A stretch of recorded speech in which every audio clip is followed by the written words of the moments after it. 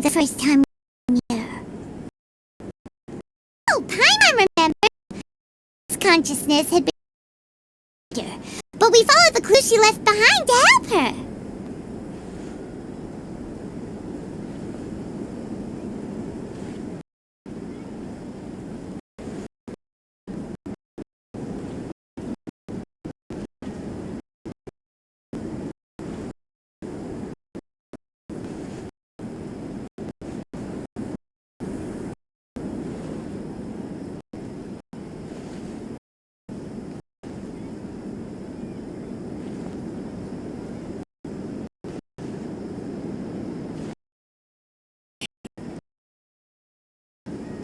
Remembering timeline?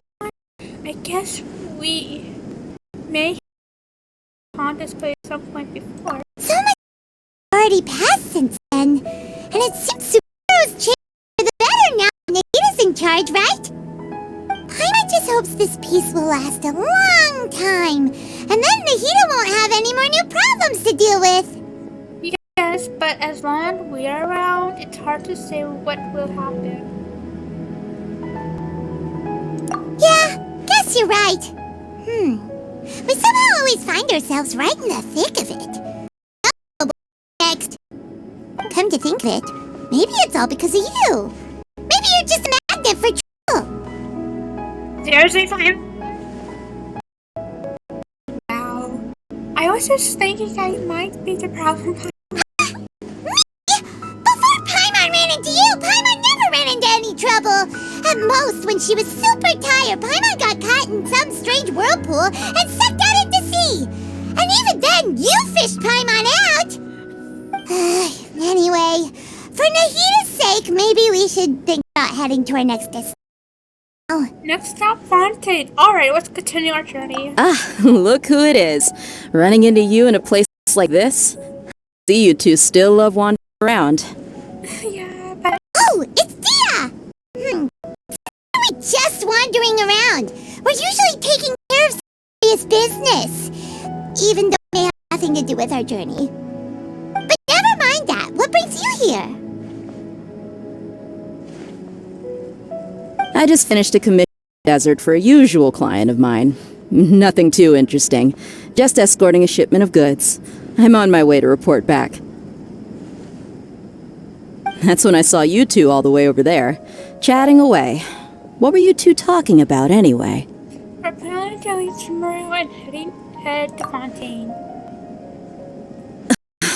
You serious? Yes. Can't say I saw that coming. But you are travelers after all. I guess you'd never stay for too long in one place. Bumping into you like this will become a rarity. I'm starting to feel sad just thinking about it. Hey, how about I gather a few mercs to escort you two? What do you say? Thanks, but no need. Oh, Paimon had no clue you'd miss us so much. But don't worry, we'll come back to see everyone when we get a chance. Sounds good. All you need to do to get to Fontaine is cross this stretch of desert and navigate some waterways. Knowing you two, I'm sure it won't be anything you can't handle. So, when are you leaving? We'll leave as soon as we finished a few more preparations. Journey should... Oh, wait a sec. Paimon just remembered the dishes to Sumeru that Paimon hasn't tried yet. Paimon.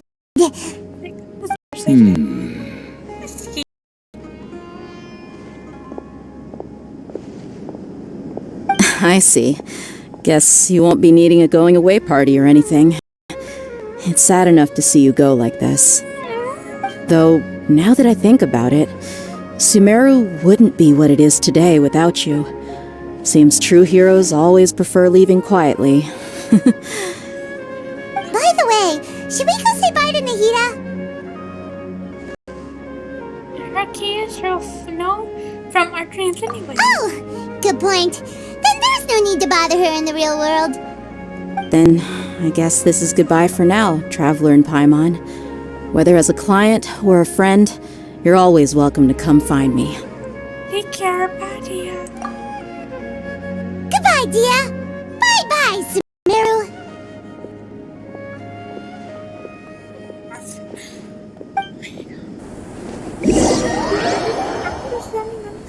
Close the border with Fontaine.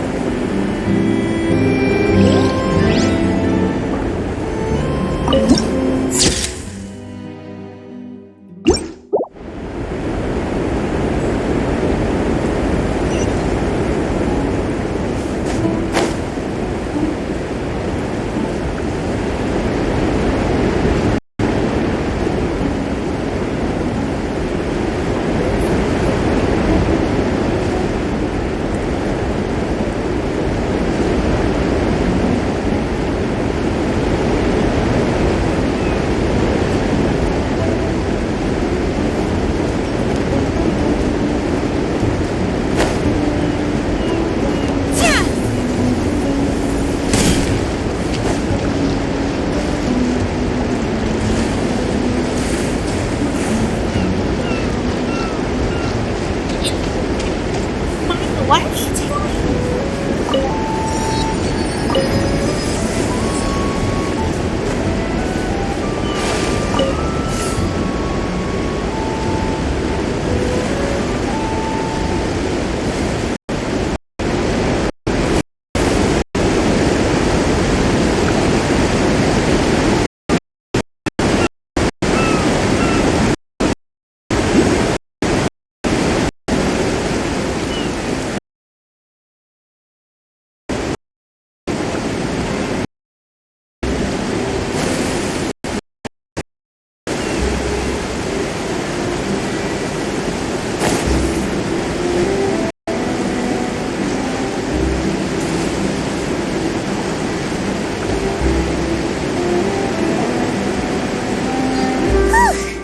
After crossing all that sand and water, we finally made it! Oh, this must be Fontaine's port! Wow! Everything looks so advanced in Fontaine! Paimon's heard that the industry here is extremely developed, and there are all kinds of unusual machines!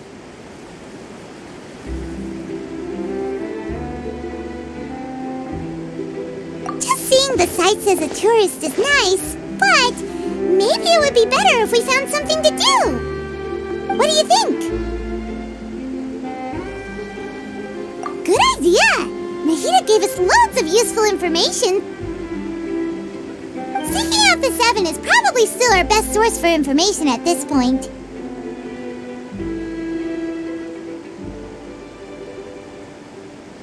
Yeah! The more we can learn, the better. So, what do you think the Hydro Archon's like? Will we get along? Nahida said that she has a very unique personality, whatever that means. To learn about a nation's god, start with the nation's people. There seems to be some locals talking over there. Let's go see if we can join the party.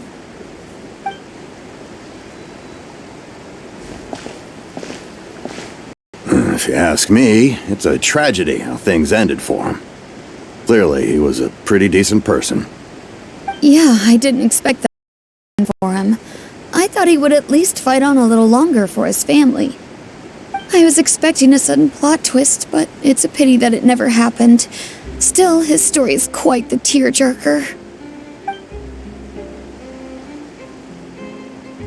Excuse me. Can I help you too? I couldn't help but notice you standing here listening. Hi. We're travelers new to Fontaine, and we had something we wanted to ask, but you seemed to be really busy talking about some kind of play, so we didn't want to interrupt. Play? Oh, no. We're talking about something that really happened. In fact, it's a case that was just heard a few days ago. Really? Like, a real trial? But the way you were talking about it and the words you used just now made it sound like some kind of story. Well, good tales are often based on true stories, aren't they? And what you see in reality may also be someone deliberately putting on an act while harboring ulterior motives. Whether something is true or not simply isn't that important. The main thing is whether the story being acted out on the stage is splendid enough. Oh, but it looks like you're not from around here. You probably don't know that the Fontaine Court of Justice is called the Opera Epiclese, or more commonly known as just the Opera House. But, shouldn't court cases be treated a little more seriously than that? Not to question Fontaine's way of doing things, it's just that putting someone on trial is usually a very serious thing. No worries.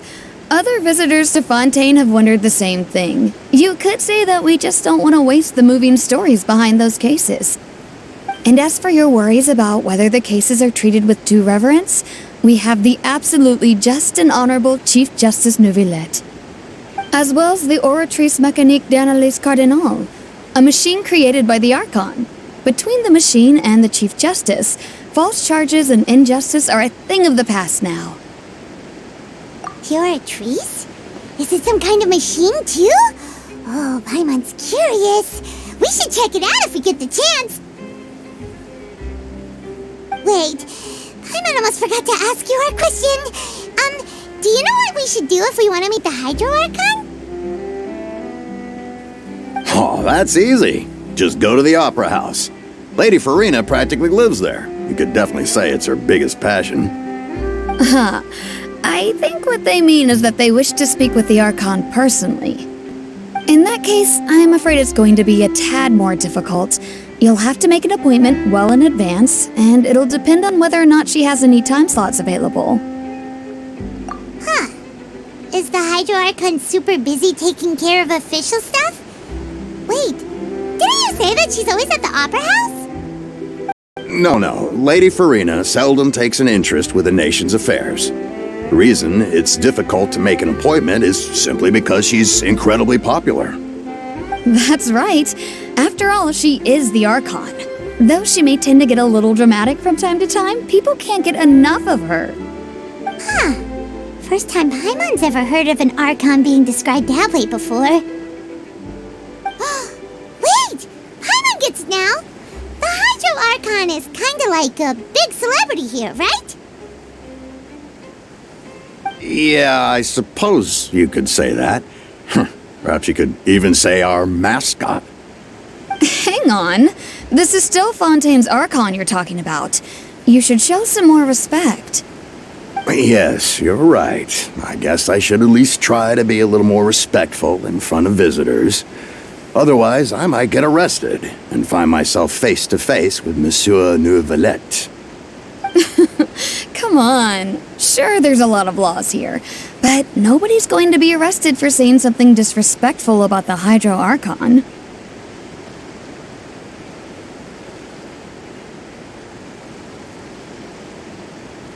Alright, I think we get it. Thank you! At least we now know that we can find the Hydro Archon at the Opera House. But who knows how long making an appointment will take? Hey! What are you looking over there for?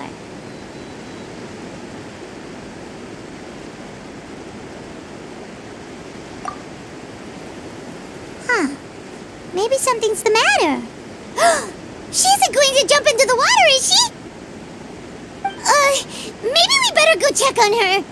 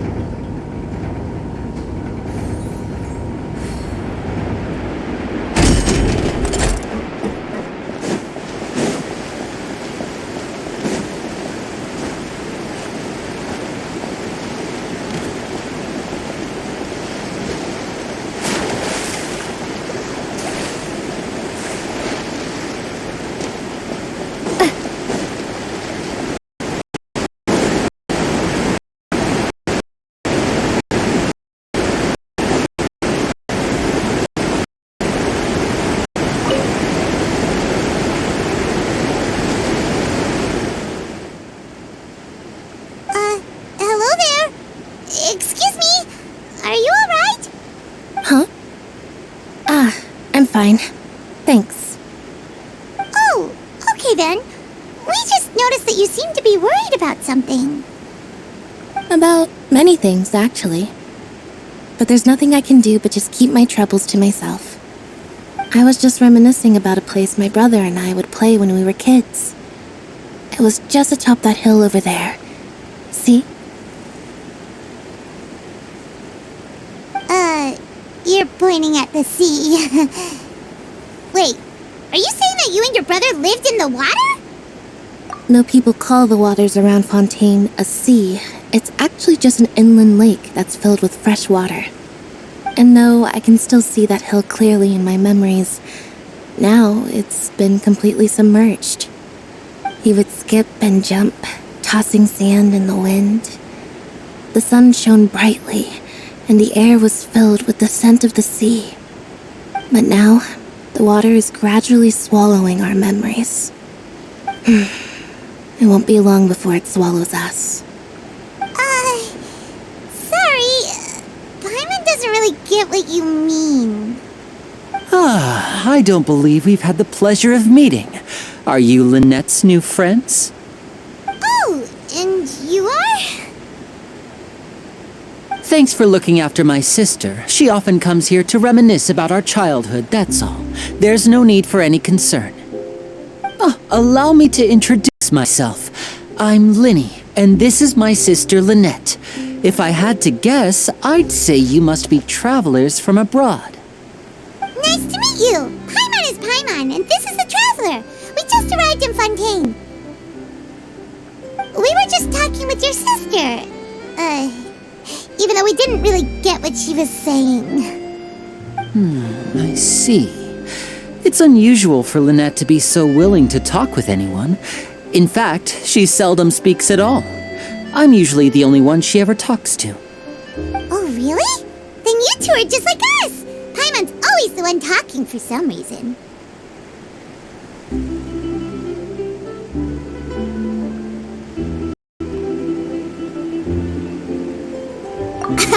So that's how you think it is? I also think my brother can be too talkative at times. Seems you were right, Paimon. We are quite similar.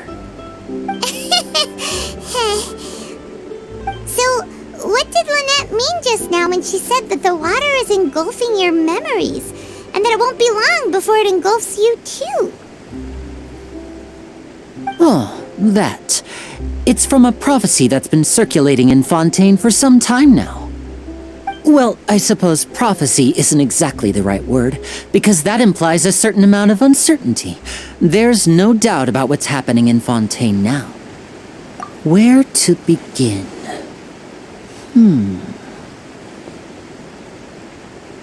Let's put that question on hold for a moment.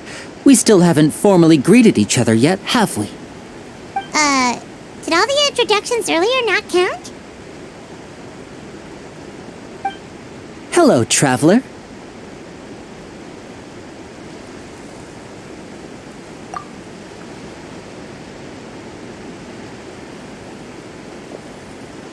And hello, Paimon.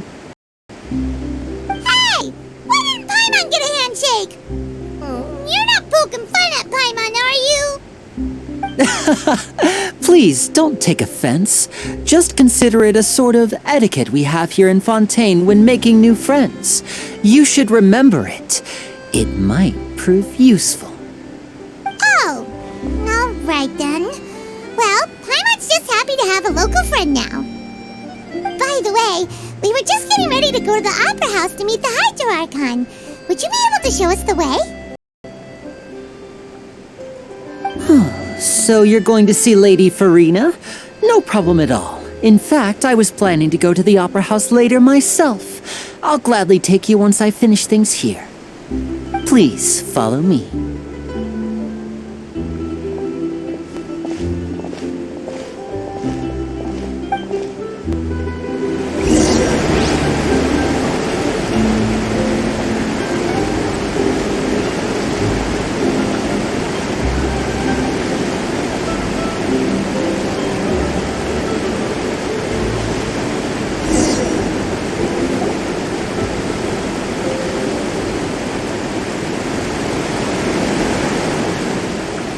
You said you were going to see Lady Farina? Well, it seems Lady Farina has come to see you.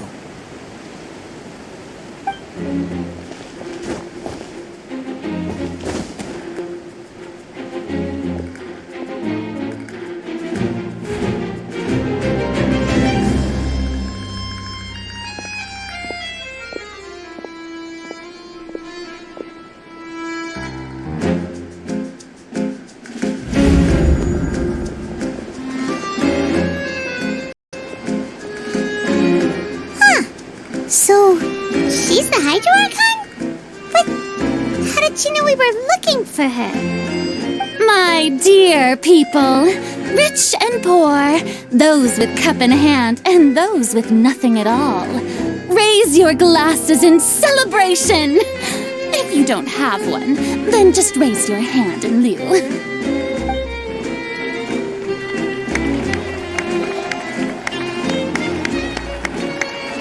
As you can all see, 2 unfamiliar travelers have arrived in our nation. Come, let us make a toast in honor of this traveler and her companion who have journeyed here from distant lands.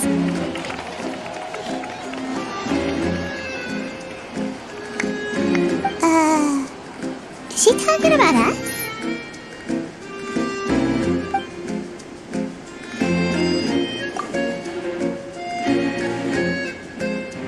I've long heard of the turmoil and chaos you've left in your wake as you visited other nations, but I welcome you nevertheless.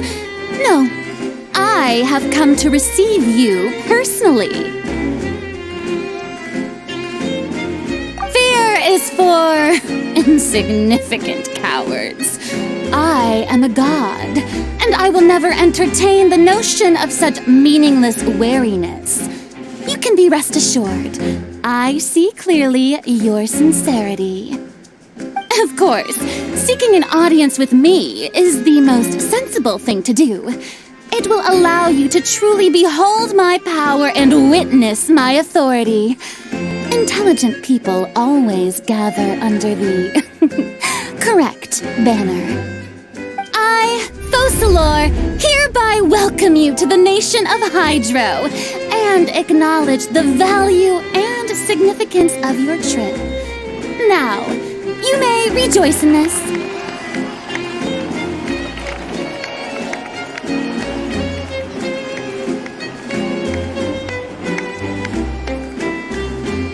Yeah, Paimon still can't believe it. Feels like we've only been here for a few minutes.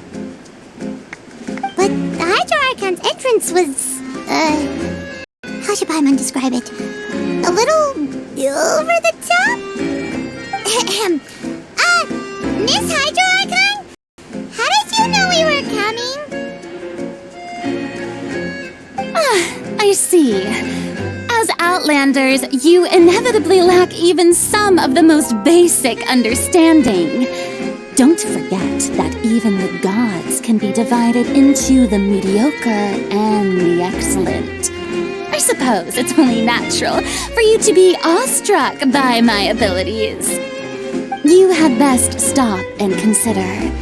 Do you really have the noble qualities and etiquette necessary to communicate with a god? All it takes is a flick of my finger for me to know everything about you. Whoa, talk about sounding high and mighty. Oh? What's with these looks?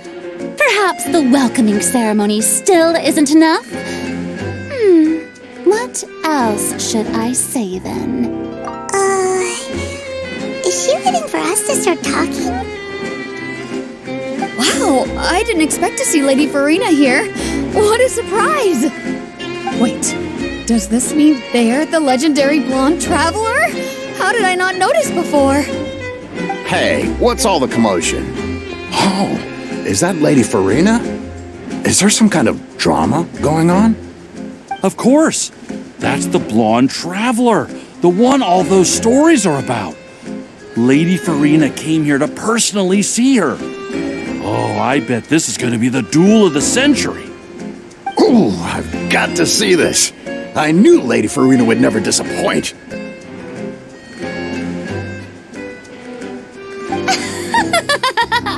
Yes, but don't get too excited now. My dear believers and spectators alike tend to get quite rowdy, and despite the noise, I've come to tolerate all their ruckus.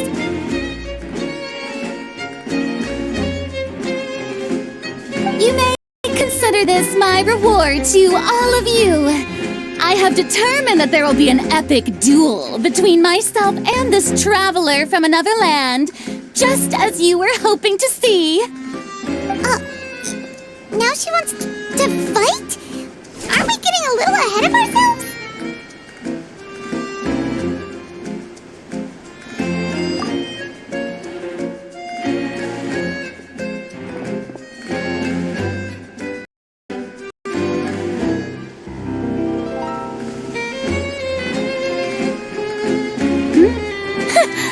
Are you not afraid? Might I remind you that this is a duel against the divine? What are you trying to do, traveler? Provoking a god in front of her people? Stand down, Clorend. I admire her bravery. Few have the courage to draw their sword against a god. She is obviously a true warrior. Unfortunately, people nowadays only crave to be thrilled, and a mere duel will not slake their thirst for excitement. Yeah, she's right. Just a duel wouldn't be all that interesting. On Araneus, criminals are always requesting duels to defend their honor. I'm getting a bit old, to tell the truth. You see. Then, as the god of justice, I shall face this traveler in another kind of duel. A duel in court! All right! Now that'll be worth seeing! Right. This is Fontaine, after all.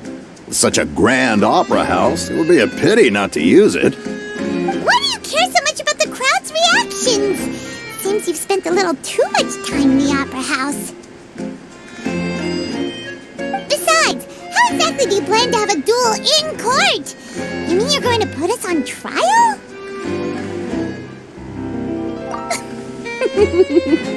Oh, we have reason to put you on trial. It's obvious, isn't it? According to Fontaine law, no one is permitted to release any flying objects within Fontaine city limits during the first 3 days of each month. You are clearly guilty of violating this law, no? Oh, so that's what they've done wrong. That's our Lady Farina. No one knows the laws of Fontaine like she does. You call that obvious? What kind of law is that? Wait, flying object? You mean Paimon? Precisely! Now, if you two have no objections, then in the name of the Hydro Archon, I order your arrest. My apologies, Lady Farina. I don't mean to spoil the fun, but if you would allow me to interject, I don't think that Paimon here meets the definition of a flying object. You tell her, Linny! Finally someone who's not crazy. How could anyone call Paimon a flying object? Ah, great magician Linny, my beloved citizen. I'll permit you to object, but how exactly do you plan to prove your claim? As a magician who I naturally should shoulder the responsibility of saving the show. So, such an audience gathered here, allow me to perform a trick for everyone.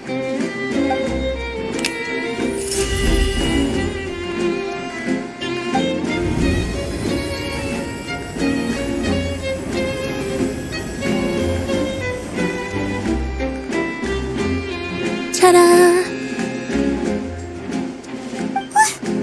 What's that on Paimon's back?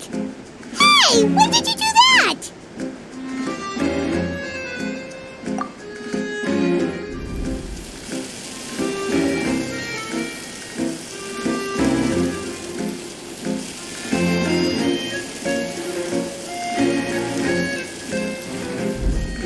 There. As you can all clearly see, Paimon should be classified as, well, something like a balloon. This rope has been in the traveler's hand all along. It was just that no one could see it before. Huh? You call that magic? You've got to be joking. I thought it was pretty good. Nice one. Huh. I'm not sure what to think. It seems Lady Farina's charges no longer hold water.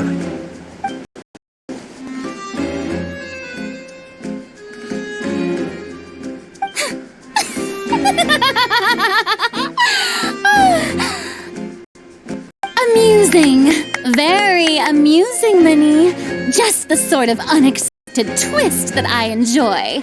With you here, today's performance can finally be called complete. Performance? You see all this as a performance? In which case, consider the matter of your trial resolved. The God of justice will not bring charges against an innocent person.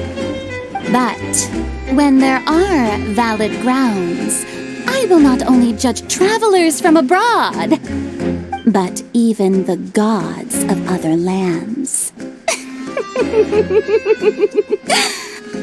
I look forward to seeing your upcoming performance at the Opera House, Mr. Linny and Miss Annette. That's enough for now. Toodaloo!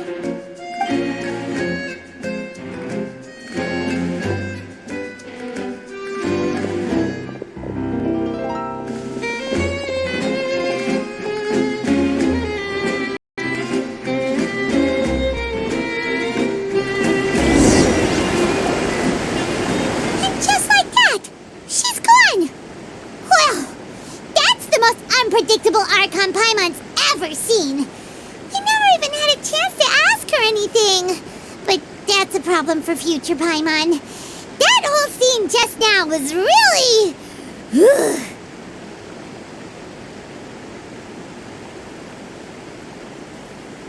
Don't mention it.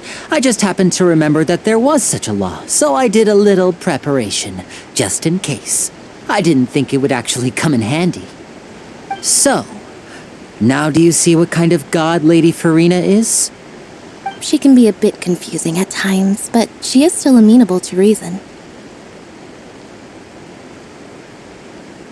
Anyway, Paimon had no idea you were a magician, Linny. It sounded like you'll be performing at the Opera House, right? I just know a few simple tricks I use to make a living. Lynette is my assistant. It will actually be my first time performing on the most prestigious stage in Fontaine, the Opera House. But isn't the Opera House where criminal trials are held in Fontaine? When there are no public trials being held, the Opera House hosts a variety of other performances. To the people of Fontaine, the line between a trial and a performance can be a little blurred. And speaking of performances, I would be remiss to forego this opportunity gifted by fate. Might I invite the two of you to see my performance? My brother's always excited to make new friends. Oh, sure. We don't really have anything to do now, and we wanted to go to the Opera House anyway. Splendid. In that case, why don't we go together? I'll show you the way. I just have something to take care of first. Oh, you really mean it? Then I'll take you up on your offer. This is a magical item known as a magic pocket.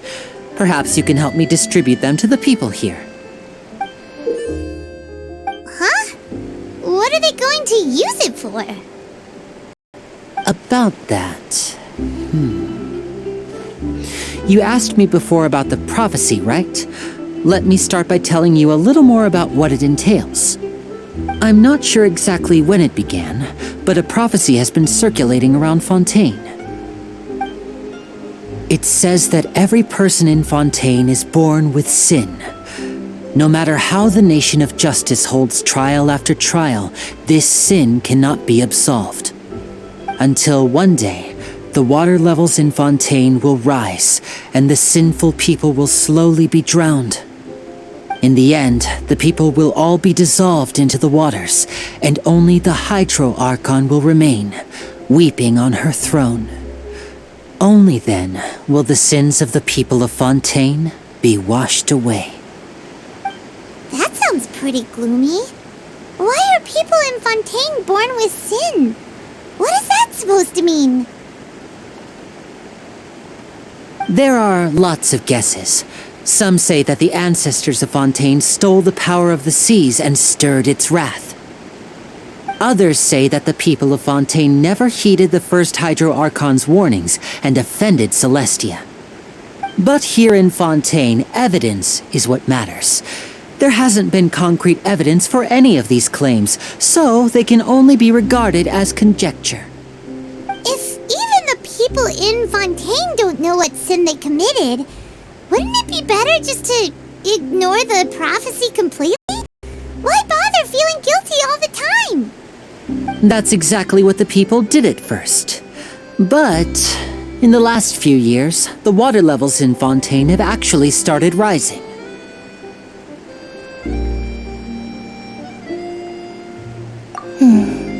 Many places have already been completely submerged, and now lie beneath the sea. Many people carry on with their lives as before and shrug it off as a natural phenomenon. But my family and I think that the people of Fontaine shouldn't ignore the possibility, which would end up sentencing them to death. We hope that at least the people who reside near the waterfront can move away before it's too late. So, we've started distributing magic pockets to them. As a magical item, these magic pockets have astonishing capacity. I'm sure they will come in handy when people are moving their belongings. Oh, Paimon gets it! It's like preparing for a rainy day! But this is more than a bit of rain.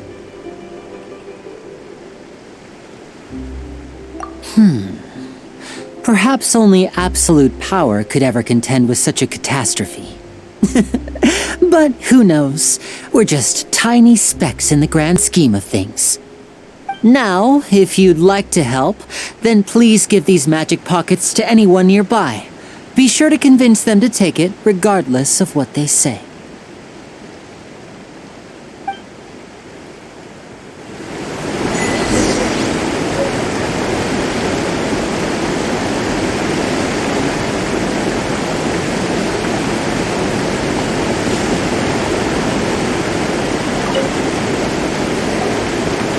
What's this? So you also believe in the prophecy. Keep it. I won't have any use for it. What? You mean you don't believe in the prophecy? No, I believe in the prophecy. But I also believe in another story. The story says that people once lived in the ocean. They were one with the ocean and couldn't live apart from it. But as time wore on, people desired to live on land and developed blood vessels, encapsulating the sea within their bodies. Thus could people set foot on land. So, if you ask me, when the water rises and takes us all, it'll be like we're going home. Oh, we hadn't heard that one before. But people can't live underwater. They'll die. You should probably still take it. All right, I'll take it.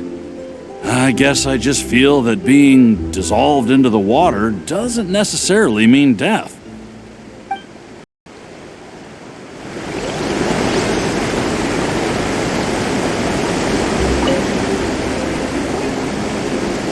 So you're the blonde traveler that everyone's been talking about. My apologies for not recognizing you earlier.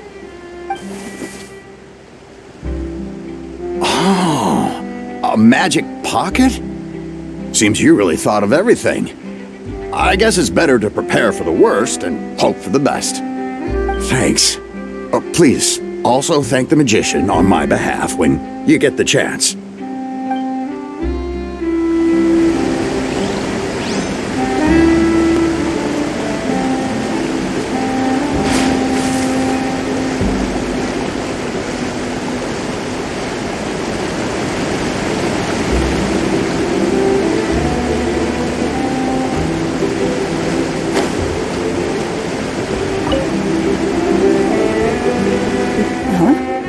I don't want that thing. The way I see it, if the prophecy's true, it's still gonna be a long time before the water can cover everything. Life is all about living in the moment. What use is there in worrying about the future all the time? We'll cross that bridge when we get to it. You should still take it. You never know when it'll come in handy. Oh, all right, fine. Thanks. It's just that if I start moving, that means I've already given up on the life I have now. I'd really rather not.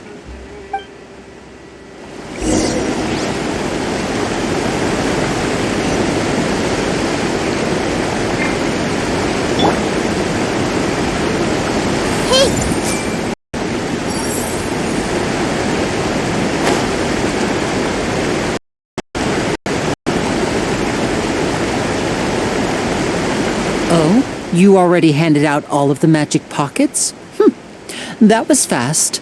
So, what did people have to say?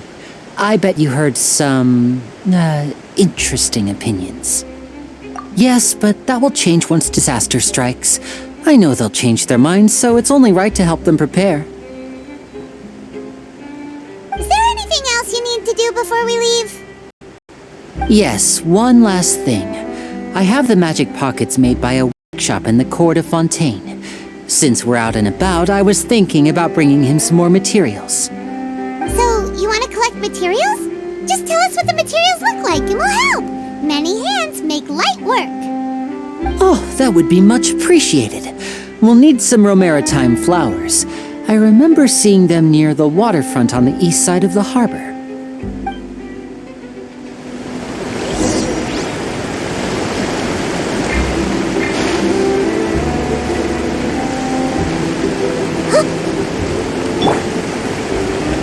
I can't wait to give her one day.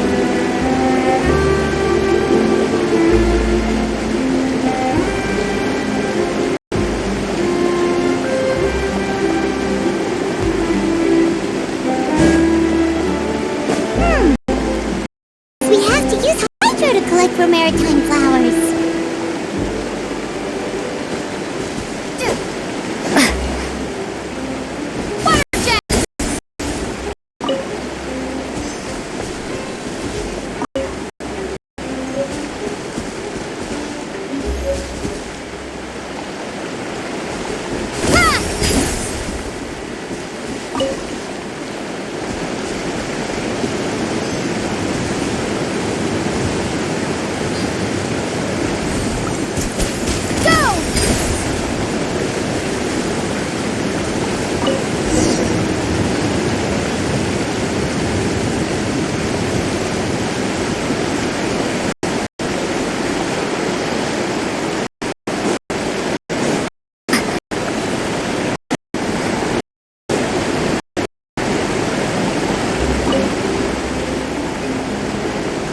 You made quick work of that. I can tell you're an experienced traveler.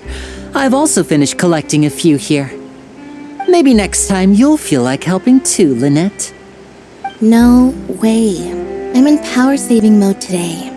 Otherwise, I fear I may not have any energy left for the performance at the Opera House. Fine. Though the performance is still a long way off. Now that we're finished here, we should get ready to head back to the court of Fontaine.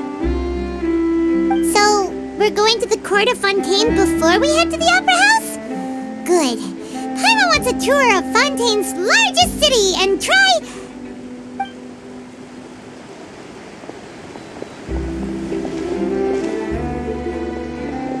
Wait, shh. Have you noticed that person over there? The young girl. Huh? What's wrong with her? Paimon didn't notice anything. She's obviously a thief. Magicians and thieves practice similar methods. We divert attention, and a distracted audience is one that won't discover what you're really doing. Watch her movements carefully.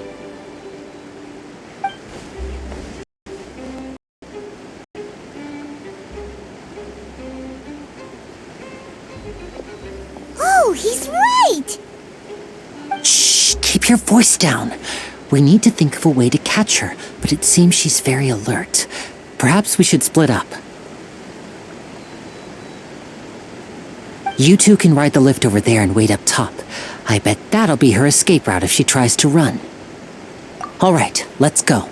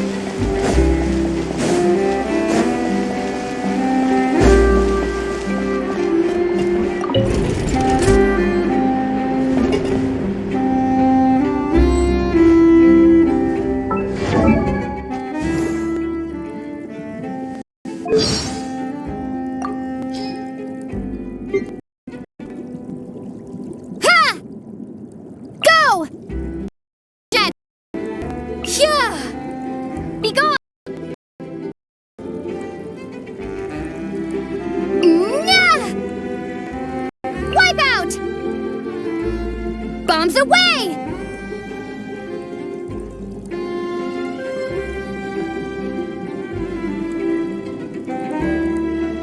This is not the end. Maybe I wasn't meant for this world.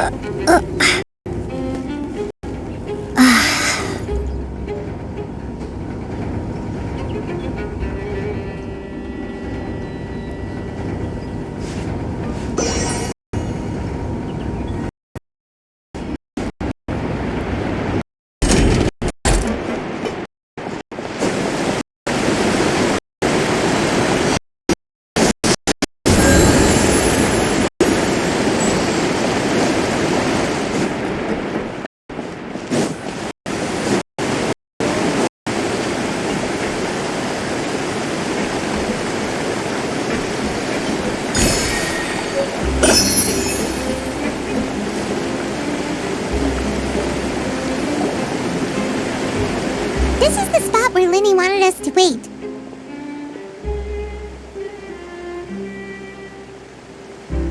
Oh, look! Isn't that her?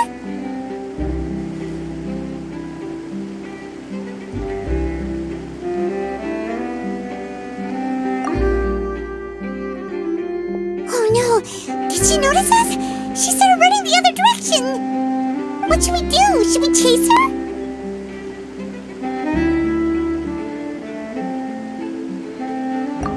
You're right.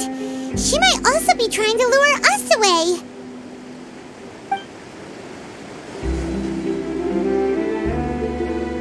Nothing's happened for a while now. Paimon wonders if Linny caught the thief. Yeah, let's go.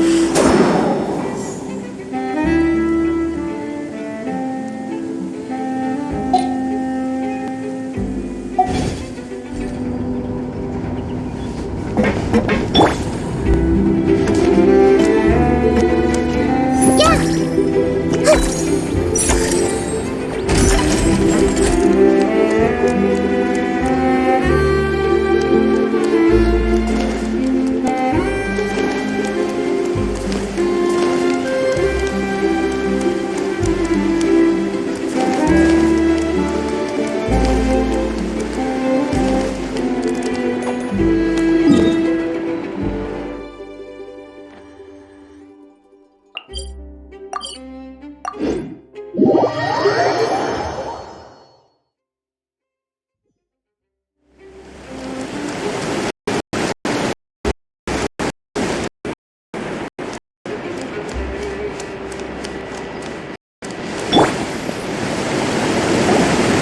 you sure that's all she took?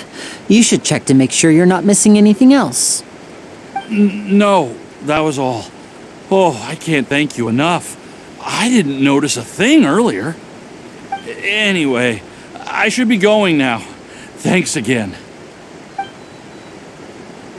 Oh, were you returning what the thief had stolen? That's right. Pity I wasn't able to catch her. She distracted me by dropping the thing she stole on the ground. By the time I looked back, she was already gone. I saw the general direction she went, but Lenny twisted his ankle, and I needed to make sure he was okay. Oh, did you get hurt, Lenny? I'll be all right. It's just a twisted ankle, that's all. In fact, it's feeling better already. If you want to play at being a hero, at least try not to get hurt doing it. Imagine what would happen if you managed to derail our performance as a result. You're right. Sorry, Lynette. I have to admit that the thief was even more skilled than I had anticipated. But at least we were able to get the stolen items back, so it wasn't a complete failure. What a slippery little thief! Guess things turned out alright in the end, though. Lenny's initiative paid off! All right, let's put this little detour behind us. We should go to the court of Fontaine now.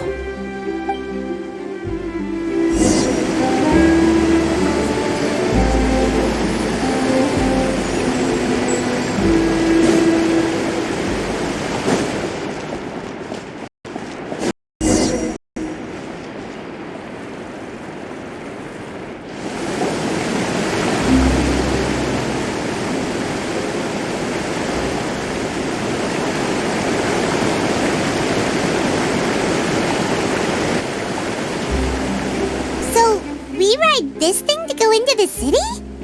What an ingenious way to get around! People in Fontaine really know how to use water! This is an aqua bus. It allows people to travel between several key locations around Fontaine. It's pretty convenient, but the ride can become a little dull after a while. The scenery is always the same. That's why it's better to travel with friends. So you mean it's still boring even when I'm riding with you? No, that's not what I meant. It's just that, well, you don't really talk that much. Besides, it doesn't really feel like a real trip when it's just the two of us. It's the same as being at home. Whatever. Guess that's what it's like to be an older brother. It's about time for us to leave. Let's get on board.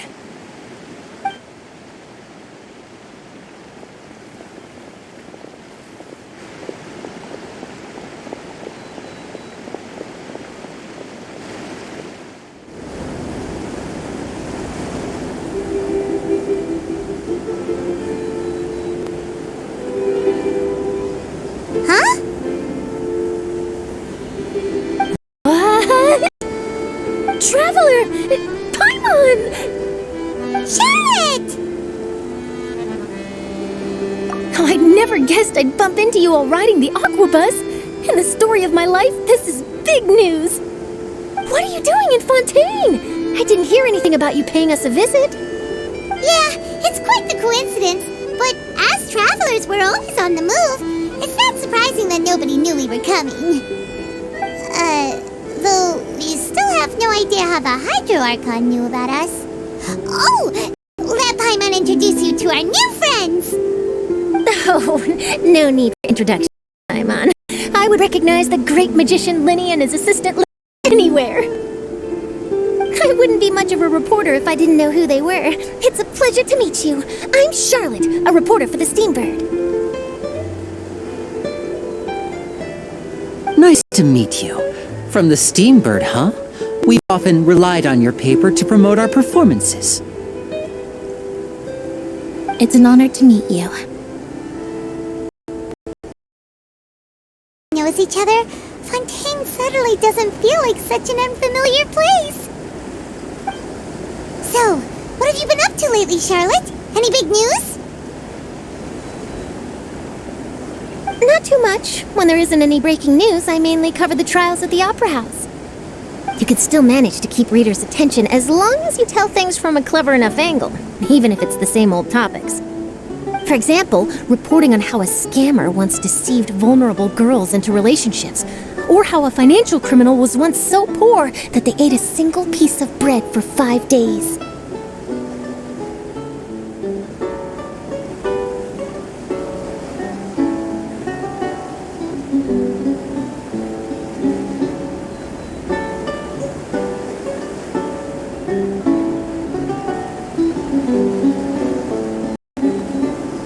You're right.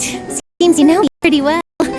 I'm really after exclusive, sensational news that shook the country. These smaller stories are a waste of my talents. Oh, I just remembered. I've been following a case lately. Well, a series of cases, actually. You mean the serial disappearances of young women case? That's right. These stories are the talk of the town right now, and it's probably the most mysterious case we've ever seen. If I'm the first with a draft ready to publish when the case is finally cracked, and it's the headline story in the Steambird, oh, when that happens, I bet all the other reporters will shed tears of envy. I've already gathered all kinds of materials. I just can't wait for the truth to be revealed. So, what is the serial disappearances of young women case? You mean the culprit hasn't been found? That's right. The first missing girl case happened almost 20 years ago. And ever since, after a period of time, another girl disappears. What the cases have in common is that the girls are all of a similar age, and that they've all vanished without a trace. But the scariest part is that to this day, none of the girls have ever been found. Many suspects have been arrested over the years in connection with this case, but shortly after each arrest, another disappearance would always happen.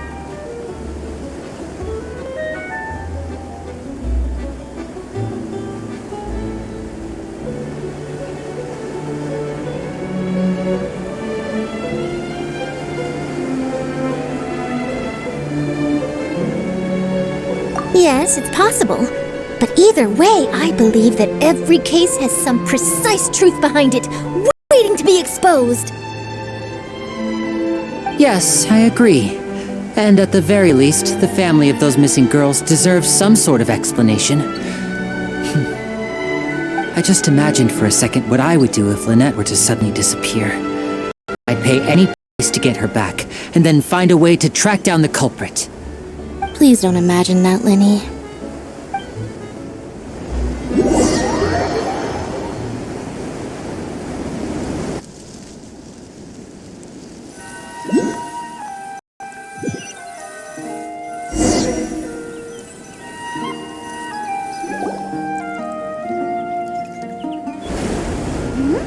Hey, we're almost there! Look!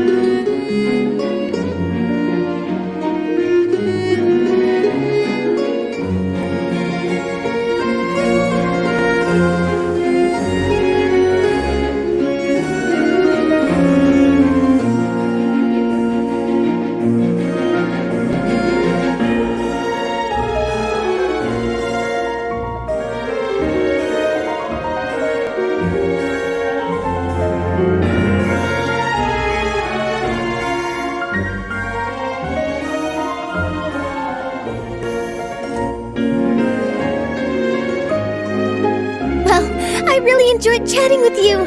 Life should be full of pleasant little surprises like this. Yeah, us as well. The ride went by too quickly. I have an interview to get to.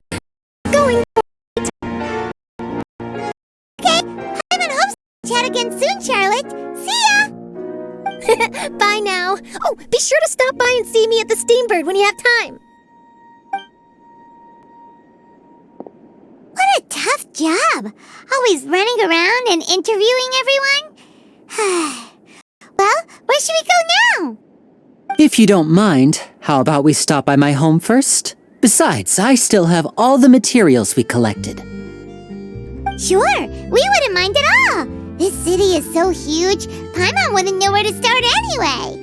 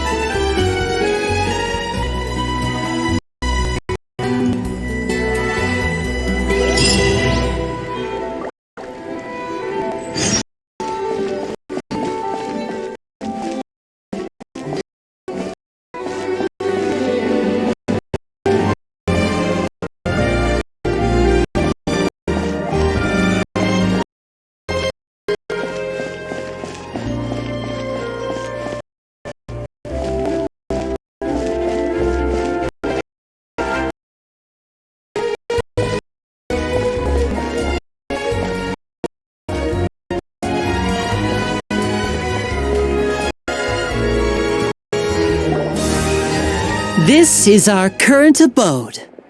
Ah, Fremine, you're home. Where did everyone else go? I have some new friends that I would like to introduce. Oh, they all just went out a moment ago.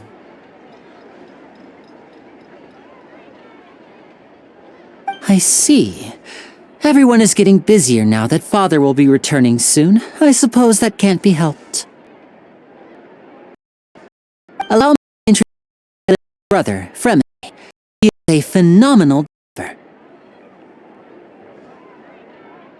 Hello.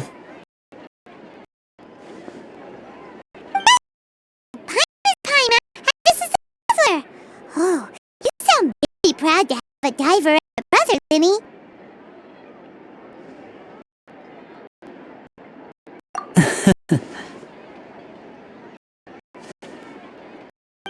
Linny, could you come here for a moment?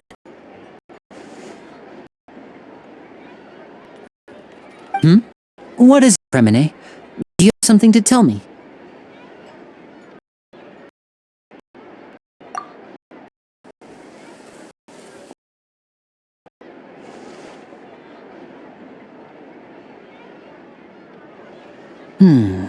Okay, I see. Is everything all right? It's nothing. We're discussing a little housework. Sorry for the interruption. Before I forget, the traveler and I collected more materials to make magic pockets. Were you able to get any, Fremine? Yes, I went diving and gathered lots of materials. I was about to give them to you. That's our Fremine, always quick with the underwater work. All right, I'll take these to the workshop.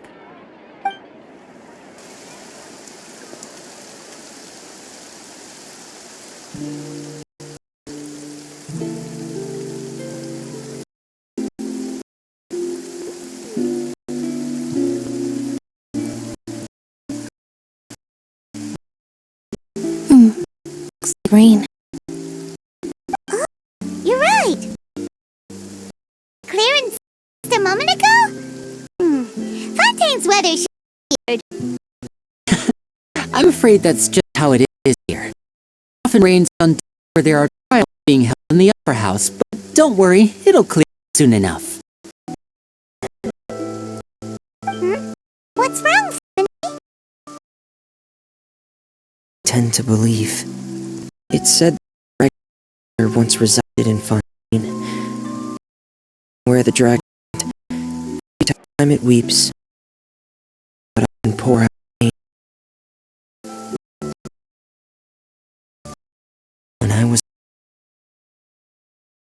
I wanted to go outside and play, I should at the top of my lungs. Don't cry.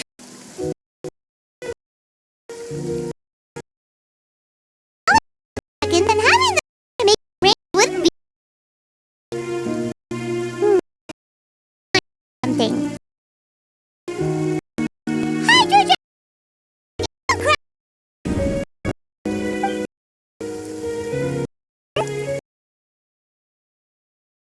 Any use. It is just a legend. You know, be more understood the system, or could at least play along. Sorry, it might be because we've never met the Hydro Dragon. Perhaps it can be comforted by the words of strangers.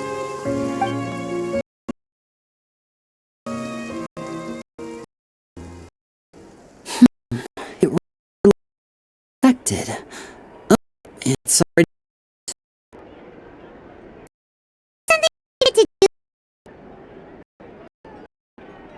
Yeah, some show at the Opera House.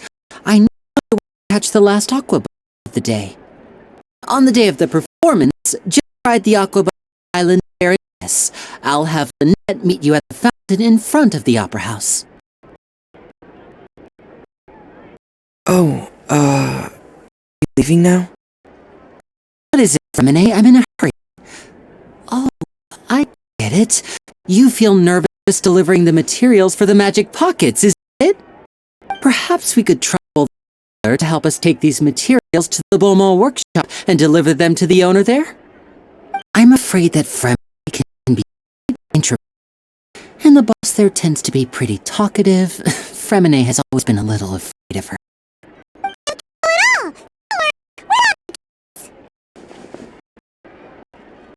Sorry for the quite used when it comes to such tasks. I'll think to make it up to you. Oh, no need, no need. This will be a lot of work fast.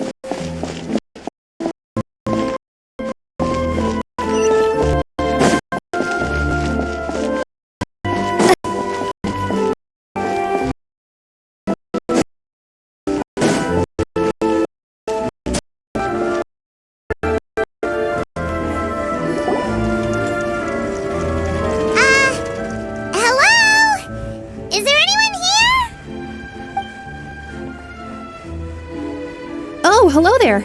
New customers? Looking to buy, or do you need something made? Or perhaps you're just looking for a chat with me. Oh no, we're just here to deliver some materials. Here they are. They're for making...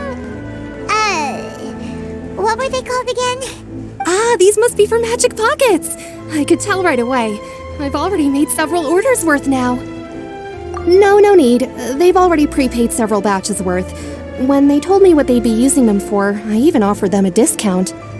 But they insisted on paying the full amount, saying that I had a business to run. It seems both their hearts and their pockets are made of gold. Whoa! So, is Linny actually loaded? I can't say for sure, but who knows? Maybe there's good money to be made being a magician in Fontaine. Hey! Is this machine what you use to make stuff here? It looks really advanced. Why use your hands when a machine can do the work? It would be a waste not to use the latest technology, and wasting is a kind of crime. But where does a big machine like that get its power from? Well, it's a little complicated. I'm not sure I can put it in layman's terms for you.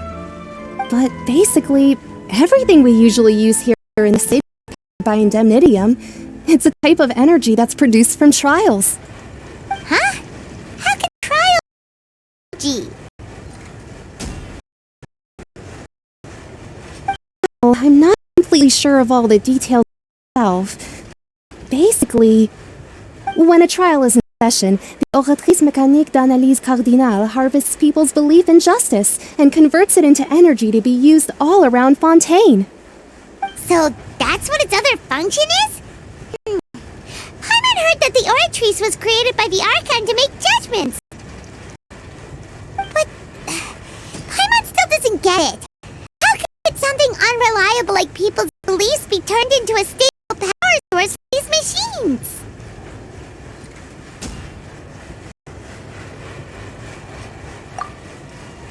Oh yeah!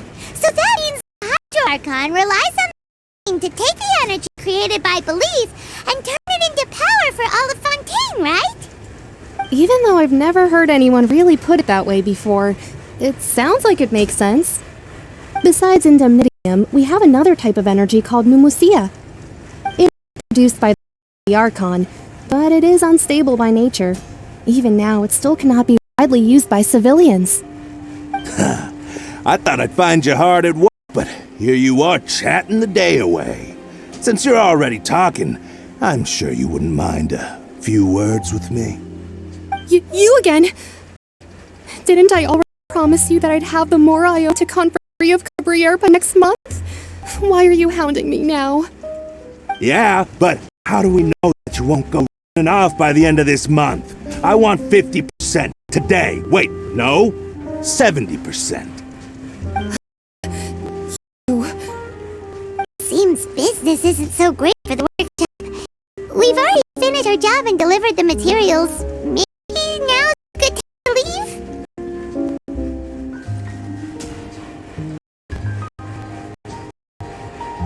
Hey, hold on! Before you go around trying to collect payments, why don't you settle your own debts first? If Confrérie of Cabriere wants to poach clients from Northland Bank, that's fine. But I'm afraid you still owe the bank a hefty sum of Mora. So why don't we work things out between us first, before you get back to your little conversation here? You're from Northland Bank. But we said we'll pay everything we owe next month. Why are you hounding me now? Traveler, Paimon! I didn't think I'd run into you here in Fontaine. What are the chances? We're surprised to see you too! What are you doing here in Fontaine? You didn't want to stay in Snezhnaya? Long story short, I've already been in Fontaine for some time now, and honestly, things have been pretty boring. But it seems that fate brought our paths together today. Not only will I have some good friends here now, but ones who always seem to find trouble. Either way you look at it, it seems things are going to get a lot more interesting now. Pretty sure we'd want to avoid anything that you'd find interesting. Besides, our trip here has gone pretty well so far, right, Traveler? Hey, you, Northland Bank boy. Aren't you forgetting something? Don't interrupt. It's not often I run into the Traveler like this. Why don't you wait for me over there for a while? You kidding? Aren't you the one looking for us? You really expect us to sit and twiddle our thumbs while you catch up with your friends? Listen to me, boy. If you want your Mora, fine. Why don't you come and take it? Hey, I just said not to interrupt.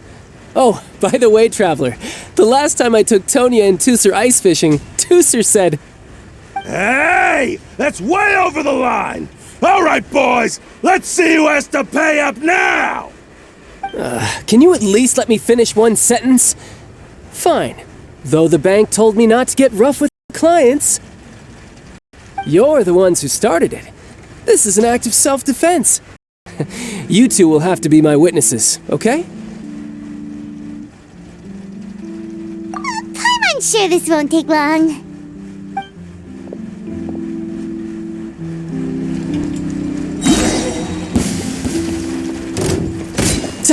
Who's next? You run, but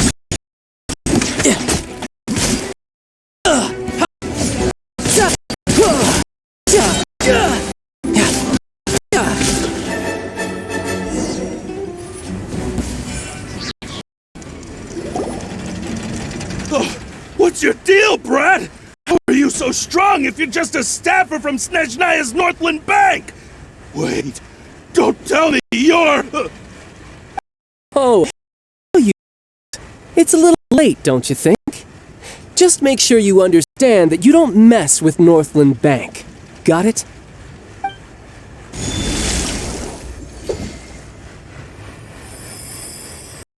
Huh? Now's my chance!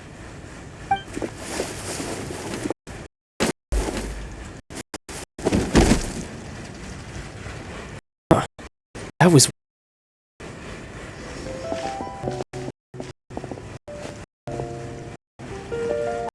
I'm not sure. It's as if I suddenly lost control of my hydropowers when I needed them. Maybe there's something wrong with my vision? Strange. How did that happen? First time Paimon's ever heard of someone losing control of their vision. Never mind. It doesn't matter. If I want to stay sharp, I shouldn't be relying too much on my vision anyway. Besides, I always have my delusion in case I need it. So what are you doing in Fontaine, child? I don't see its work for Northland Bank. Well, I guess it's because I've been in a bad mood lately. Huh? What kind of reason is that? Since when do you get down about anything? I don't know. Maybe I still have a lot to learn about myself. But recently, there seems to be some sort of restless power stirring inside of me. And I don't know why, but every now and then I feel like I'm in a terrible mood. Maybe you losing control of your vision just now is connected with that power you're feeling inside. That is a possibility. I can't remember if I ever mentioned it before, but when I was 14, I fell into some unknown abyss. It was during that time I learned nearly all of my abilities. The one who took me under her wing and taught me was named Skirk. She was always quiet and very mysterious. Nobody knew where she came from or what she had been through, and she was always very strict when teaching me combat techniques. One time, I asked her why she was willing to take me on as an apprentice. From what I could make of her answer, it was because I had awakened it, and traces of it remained on me. She said that all my combat training would be useful in the future. But what is it? What did you awaken? She never explained that, but my guess is that it's related to a dream I saw when I had just fallen into that abyss. In my dream, I was in the deepest depths of the sea, and the boundless seabed was all around me. But in front of me appeared a whale that was so massive, I felt like I couldn't breathe. A whale? Oh, that sounds familiar! When we fought against you before, you summoned a huge whale that seemed to leap at us. Is that the one? That's just an abstract form of a whale that I create using my elemental powers. It takes that shape because the scene I dreamt of the whale has always been stuck in my mind. I'll never forget it. So you used the whale as inspiration for one of your moves? Huh. Seems a little twisted to Paimon. So why don't you just go ask your master? Maybe she knows the answer. You make it sound so easy. Ever since the incident I experienced there, I've never stopped searching for Master Skirk and that unknown abyss. But it's been years now, and I've still found nothing. There isn't even a trace of the place where I remember falling into the abyss. Oh, it sounds like some kind of ghost story. Yeah, I'm out of leads at this point, but there's nothing more I can do. It seems that strange encounters in this world tend to be elusive like that. Oh, seems the time really flies when I'm talking with you. I just remembered I have somewhere else I need to be, so I should get going. What? More work for the Northland Bank? No, it's more of a personal appointment. Lately, I've been sparring with some of Fontaine's official champion duelists whenever I'm feeling bored. Official champion duelists? You mean it's job to duel?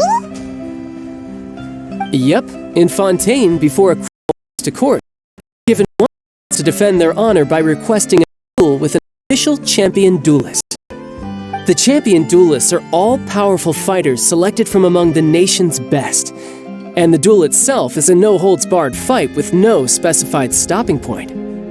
So engaging in such a duel is regarded as a symbol of defending your honor. If a criminal manages to win the duel, they'll be acquitted, but if they lose, they'll have no choice but to stand trial. And the worst-case scenario is that you're simply killed in the duel. Though it's rumored that Fontaine has a death penalty, from what I can tell, no one has ever been officially sentenced to death. So really, the only people who opt to duel are those who have suffered a grave injustice in being accused, or those who greatly value their honor. Otherwise, why gamble with your life? So, do many people actually get out of their trials by winning the duel? Apparently, it's exceedingly rare for anyone to actually win. Fontaine probably enacted this system as a way to show that the nation respects the honor of its citizens. Besides, none of the champion duelists are to be trifled with, which is exactly why I was itching to face them as soon as I got to Fontaine. Apparently, the one I'm meeting today, Clorinde, is the strongest of the champion duelists. I had been asking her for some time before she finally agreed to face me today. Well, that's child for ya. Paimon feels like we heard that name somewhere before. Clorinde. Huh. Oh, before I forget, I want you to have this. Huh? Your vision? You're seriously just giving it away? I'm just worried that it could become uncontrollable again. I'd be pretty upset if it got in the way of my duel, so I think I'll be better off without it for now. Besides, I just need you to hold on to it for a short while. I'll come retrieve it when I have some time later. Paimon knows what you're up to. You just want an excuse to come talk to us again, don't you? Whatever gave you that idea? I'll be in touch later.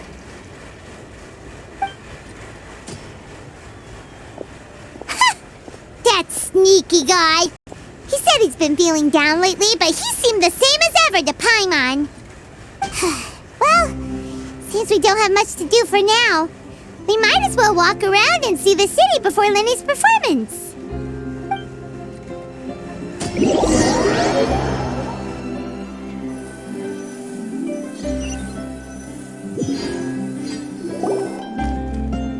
Wow!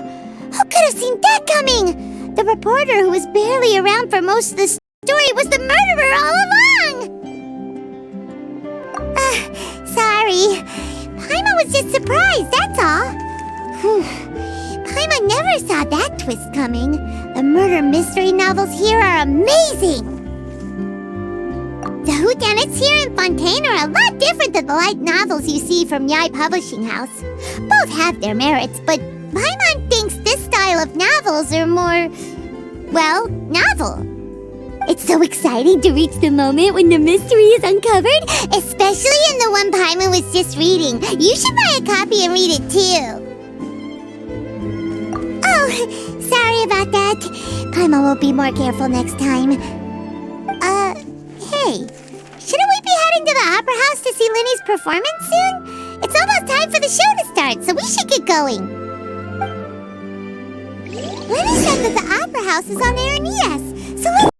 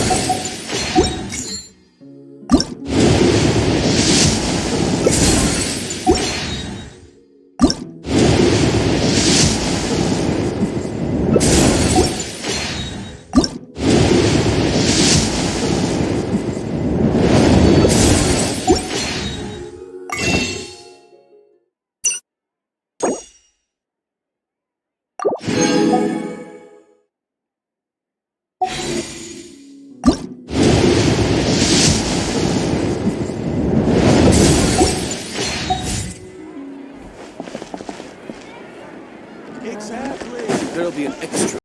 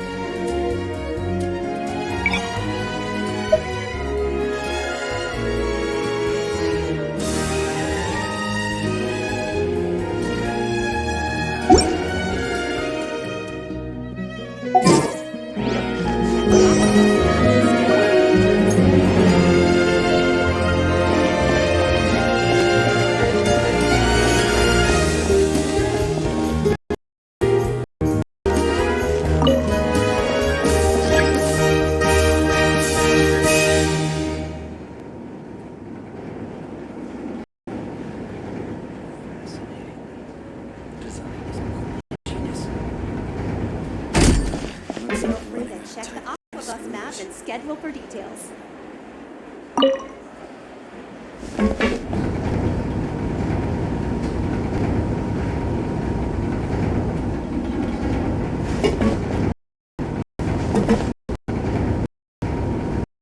Welcome to the course. Please, your step.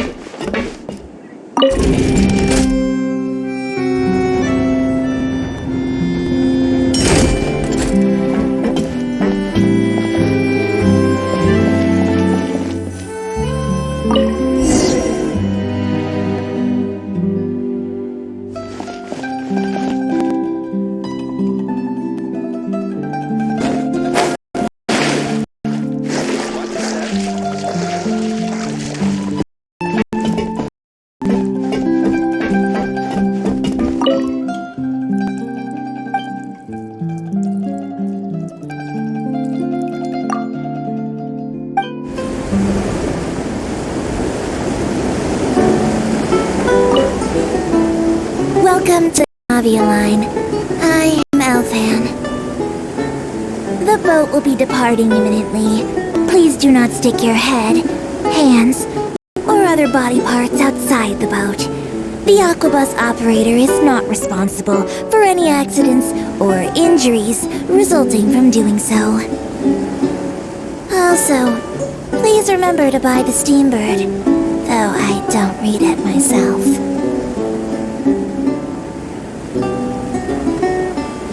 The destination of the current tour is Arenias. Points of interest worth visiting include the Fountain of Lucine and the Opera Epiclese. If you look to the left in the direction we are currently traveling, you will see the famous Fontaine Research Institute up in the sky. An experiment gone wrong turned new sightseeing opportunity. Human ingenuity truly is a wondrous thing.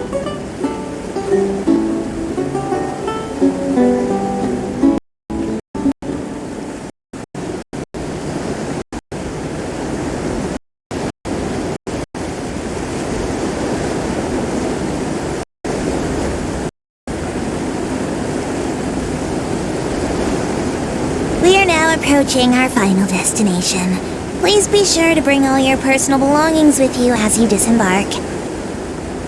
Even though I will take any forgotten items to the lost and found, the paperwork is rather annoying, as Melusine hands are not suitable for grasping pens. Please be careful when disembarking. It has been my honor to be your tour guide this trip. Thank you.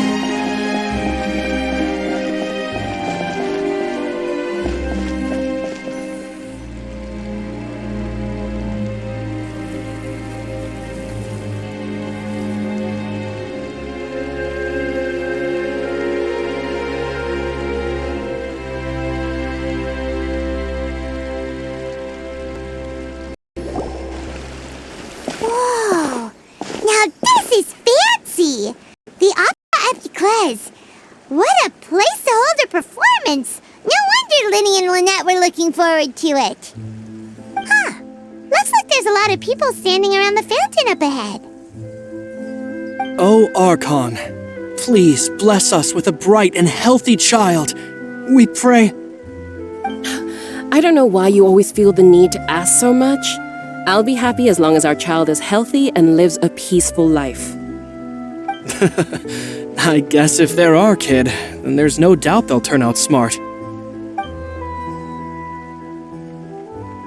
Maybe this is one of the customs in Fontaine. There sure are a lot of couples here.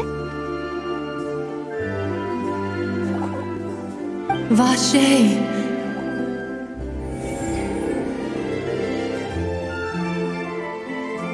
What's wrong? Vache. Vache.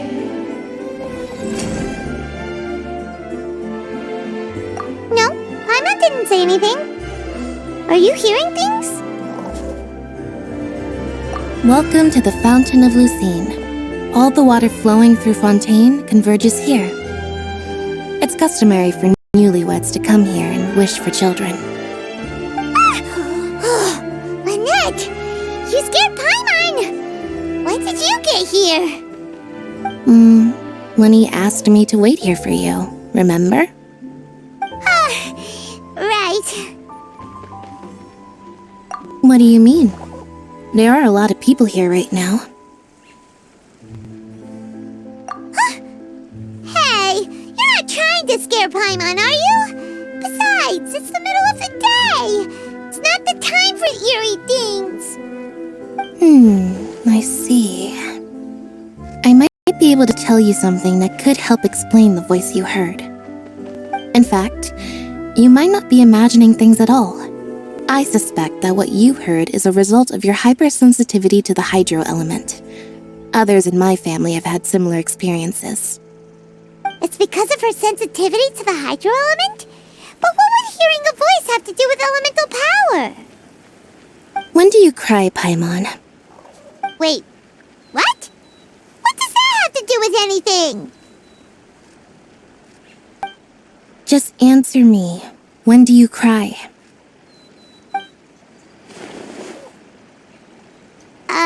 When Paimon's really sad? Oh, and when Paimon's super happy. Oh, and also when Paimon's really, really scared. Then you should understand that tears contain your most intense emotions. Like I just mentioned, the Fountain of Lucine is where all the flowing water in Fontaine converges. Even the tears that fall to the ground will eventually gather here. So maybe what you heard was the intense emotion coming from someone's tears. So, what did the voice say?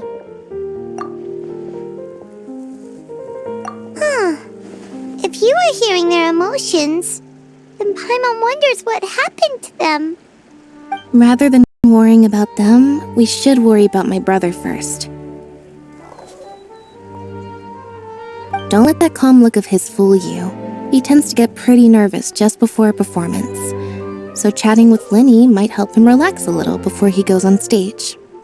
Oh, right. That makes sense. Let's go in and see Linny.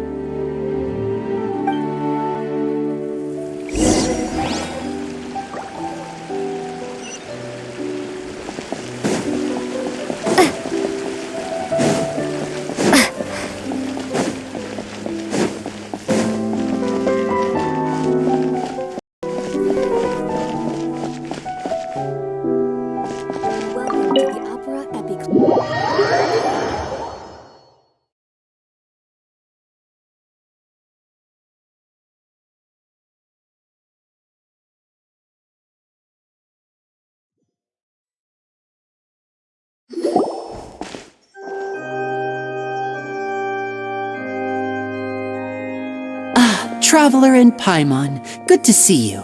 I knew you two would come. Are you kidding? We wouldn't miss it for the world. We've been looking forward to it. I can tell, judging by how early you've arrived.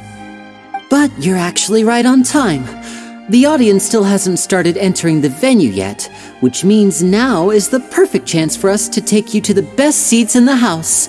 Wait just a moment. I'll fetch the tickets.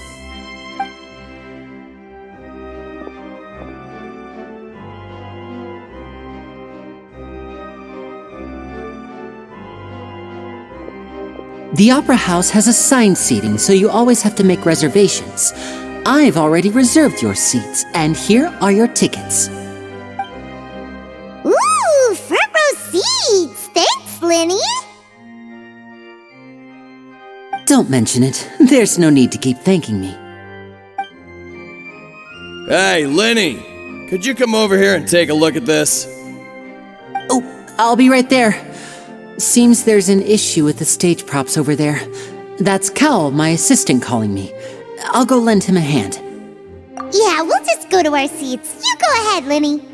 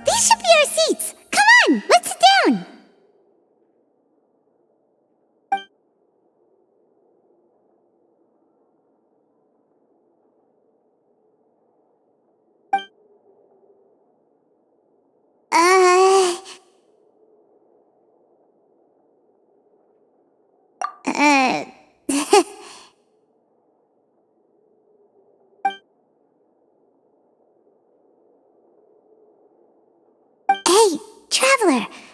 Maybe we should strike up a conversation with the person next to us. Since we're sitting together and the rest of the place is practically empty still, it's kinda awkward if we don't say anything. Ah, you little... Of course you put this on Paimon. Excuse me, I did not realize you felt awkward. I am terribly sorry. I would be perfectly happy to chat with you if that is what you would like. So you heard all of that, did ya? Boy, you sure have good ears. Paimon thought she was keeping her voice down. Wait, that's not it. Paimon's sorry. Paimon's the one who was being rude, talking under her breath like that. So let's talk, but, what should we talk about? Oh, Paimon's got it. You're also here early and sitting in the front. Are you a friend of Linny's too? A friend, you say? Well, if Mr. Linney would like to be my friend, I would be more than happy to reciprocate. Oh, so you're not friends with Linny then? Oh, this is getting more awkward by the second. Paimon nearly forgot to make her introduction.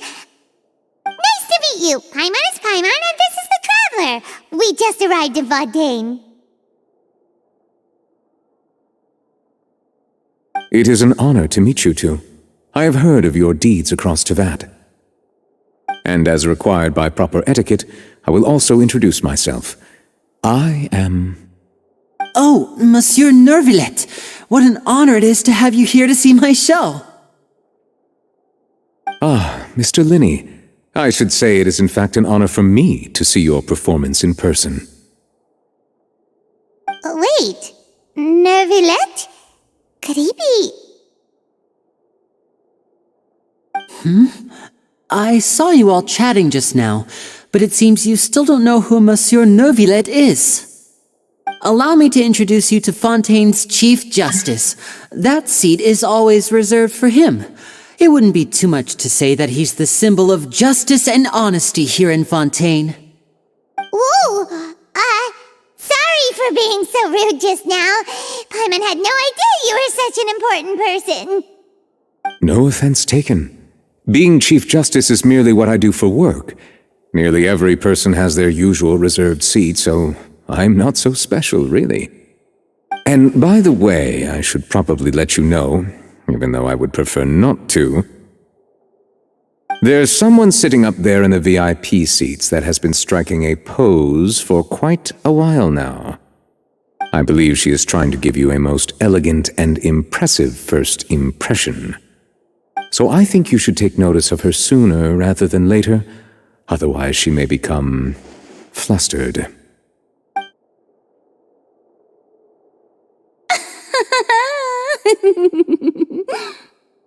Huh? Oh, it's Farina, the Hydro Archon. Huh. She sure has a smug and satisfied look on her face. Guess she has no idea that you saw right through her act. Very good. That is for the best. No need to pay her any more attention. We may now enjoy the show. Huh? So is this what things are like between the Chief Justice and the Hydro Archon? All right, please wait just a moment longer. I've pretty much finished my preparations and the performance will start as soon as the audience has made their way to their seats. Yay! The show is finally about to start! Paimon can hardly wait! Paimon's never seen a real live magic show before!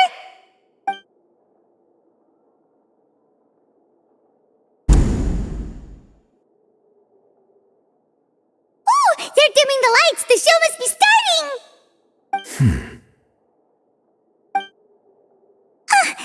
Sorry. Paimon will try to stay quiet. Welcome, one and all, to the Opera Epiclese. I am the star of today's show, Linny. And over here is my sister, Lynette, who will be working as my wonderful assistant. Please, let's give her a warm welcome. Hello, everyone. I know she may seem to be a little sleepy right now, but that's just a sign that she's nervous. Whatever. Now, some of you may be thinking, two vision holders who can freely manipulate elemental powers performing magic is not true magic at all.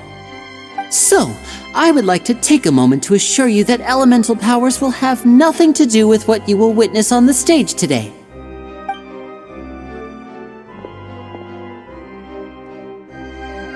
Both Lynette and myself have removed our visions for the show. That way, even the gods won't be able to help us. Oh, good point. That's what makes the show real magic. Now, without further ado, let the show begin. Lynette will now exit the stage to make some preparations. I know you might miss her, but don't worry, she'll be coming right back on stage momentarily. Perhaps in an unexpected way. I'm sure she'll be stealing the spotlight soon enough. Oh, and before I forget, there's one more thing I should say. You never know what can happen in the blink of an eye.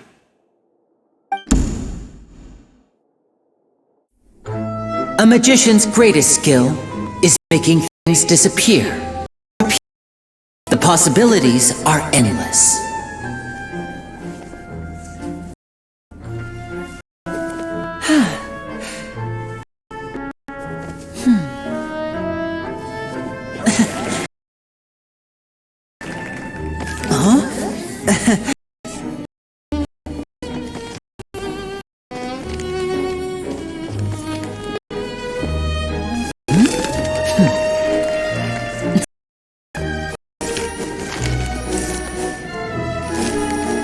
But this isn't what you came for. These little tricks, you've seen them all before. So it's time for something truly extraordinary, don't you think? This one's a little tricky.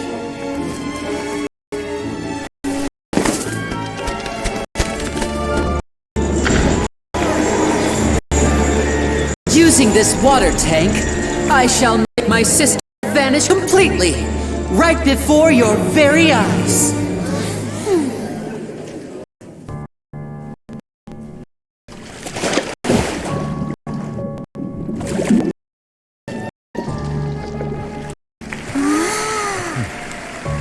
It's actually quite simple.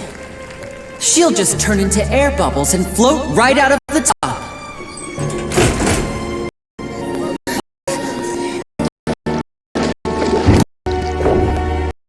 Oh no! I hold and check all the props carefully. With the lid on, even air can't escape. An amateur magician would be getting very nervous right around now. Luckily, it's me on stage, so let me show you what a true virtuoso can do.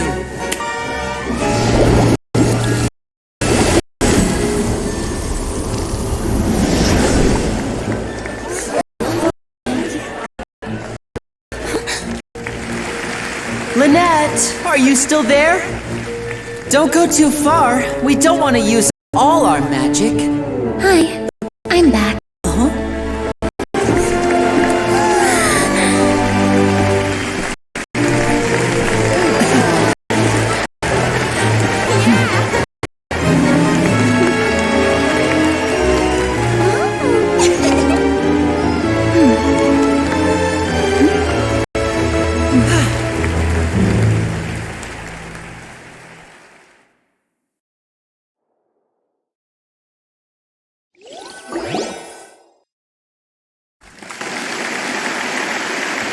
Whoa!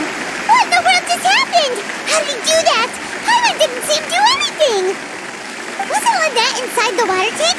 How did she disappear and then reappear out of nowhere? If we could see easily through his tricks, then that would mean that his skills are still lacking. To appreciate magic, you should focus on the show happening on stage, rather than getting caught up in trying to see that which has been intentionally hidden. Guess you're right. Hyman couldn't believe her eyes when Lynette reappeared. Amazing! Thank you everyone. I'm glad you enjoyed that performance. But our magical journey has only just begun. I've prepared even more astonishing surprises for everyone here. The magic of transformation and disappearance can go far beyond what you've just seen. I'm sure many of you are thinking that escaping the water tank was impressive enough, but Lynette is still my assistant after all. In which case, I have ample time to make all necessary preparations. So, for my next trick, I will require the participation of one lucky audience member. Please, if my assistants could bring out the magical boxes now. There are 2 boxes and only 2 boxes. One is here and one is there in the aisle among the audience. I'm sure many of our clever audience members have already guessed our next magic trick. A swap! Our lucky audience member and I will each enter a magic box. After 1 minute, we will each emerge from the opposite box. Now please, everyone pay very close attention to the box you see here. Don't give me any chance to make a move. Wow! How's he gonna do this? Hey, do you think this is all magic tricks, or does Lenny have actual superpowers?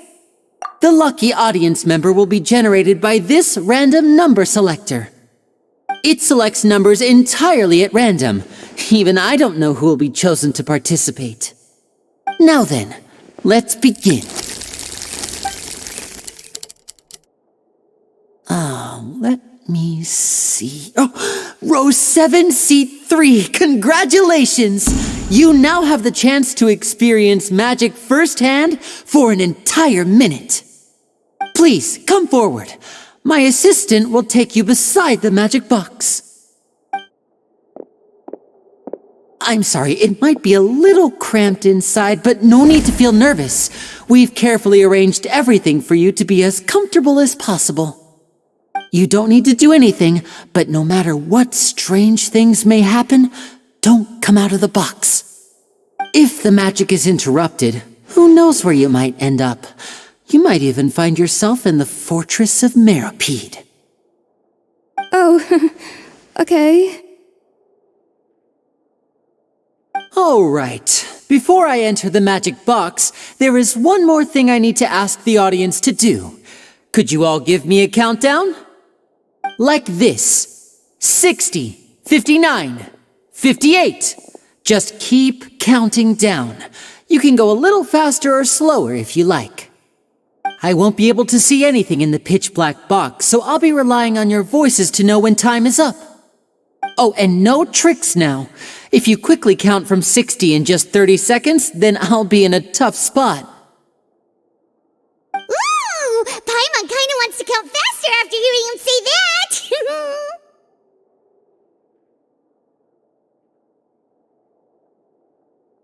No, that won't do. I can see it in your eyes. You still can't be trusted. Let's practice together. Come on, repeat after me. 60, 59, 58. 60, 59, 58! That's right, perfect. Keep it going. All right, I'll see you all on the other side once you've finished counting. 54, 53, 52? Huh? Why aren't you counting, Nervalette? I am counting in my head. I think things are exciting enough in here as it is. Merely a consequence of my identity and personality. Do not worry about me. Just enjoy the show. Oh, alright. You look so serious that Paimon thought you might be feeling uncomfortable or something. 40, 39, 38! Mr. Linney, are you all right in there? Is everything ready? Yes, I'm fine. I'm just double-checking the direction of the magic. It would be a disaster if we get sent to the wrong places. For example, mid-air right above the audience. Even though he's saying that, Lenny doesn't seem nervous at all.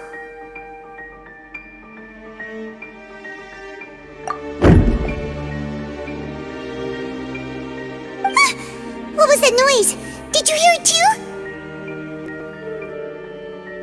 Not sure. Anyway, it doesn't seem like anyone's worried about it.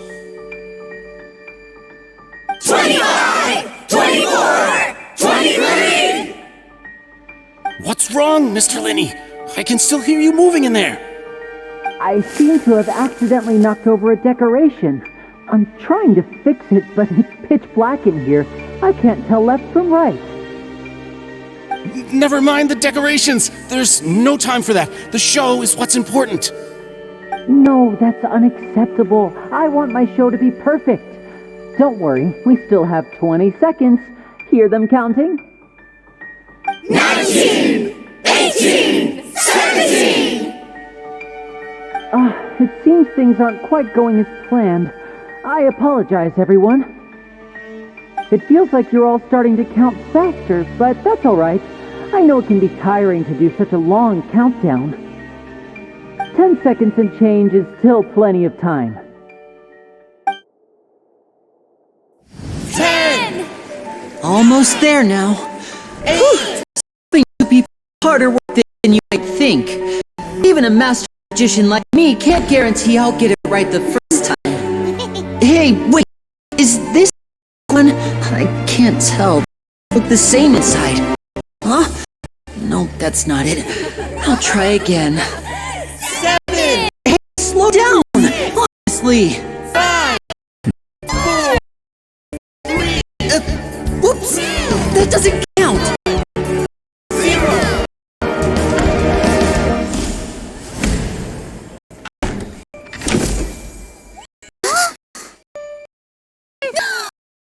Ta-da!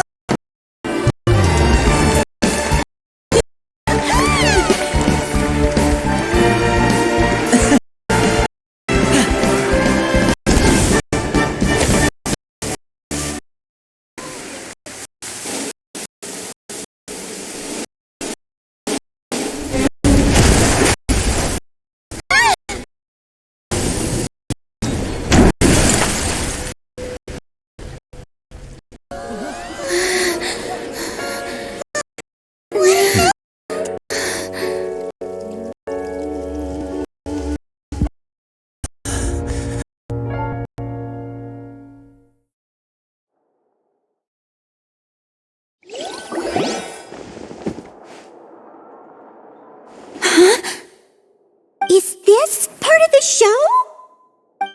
Mr. Linney, you're going to use magic to fix the stage now, right? What happened?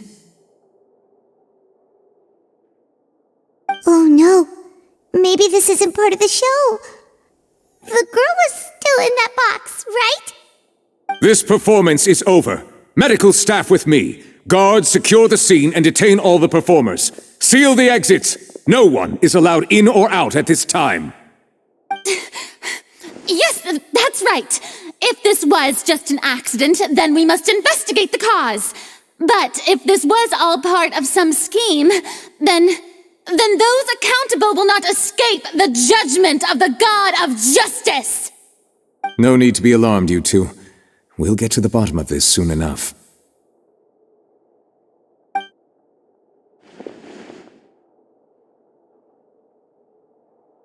Unfortunately, the person who is in the magic box has been pronounced dead. His name was Cowell, one of the assistants in Linney's magic troupe. Apparently, the fireworks on stage ignited the ropes that were suspending the water tank, which then caused the tank to fall onto the stage. As of now, we are still not sure why we found Cowell in the box, rather than the guest from the audience. And after an initial search of the area, the guards have confirmed that the girl is nowhere to be found. It appears that this incident was not merely some mishap with the performance. And there are many indications that it is connected with the case of the serial disappearances of young women. The serial disappearances case? That's the case that Charlotte mentioned before!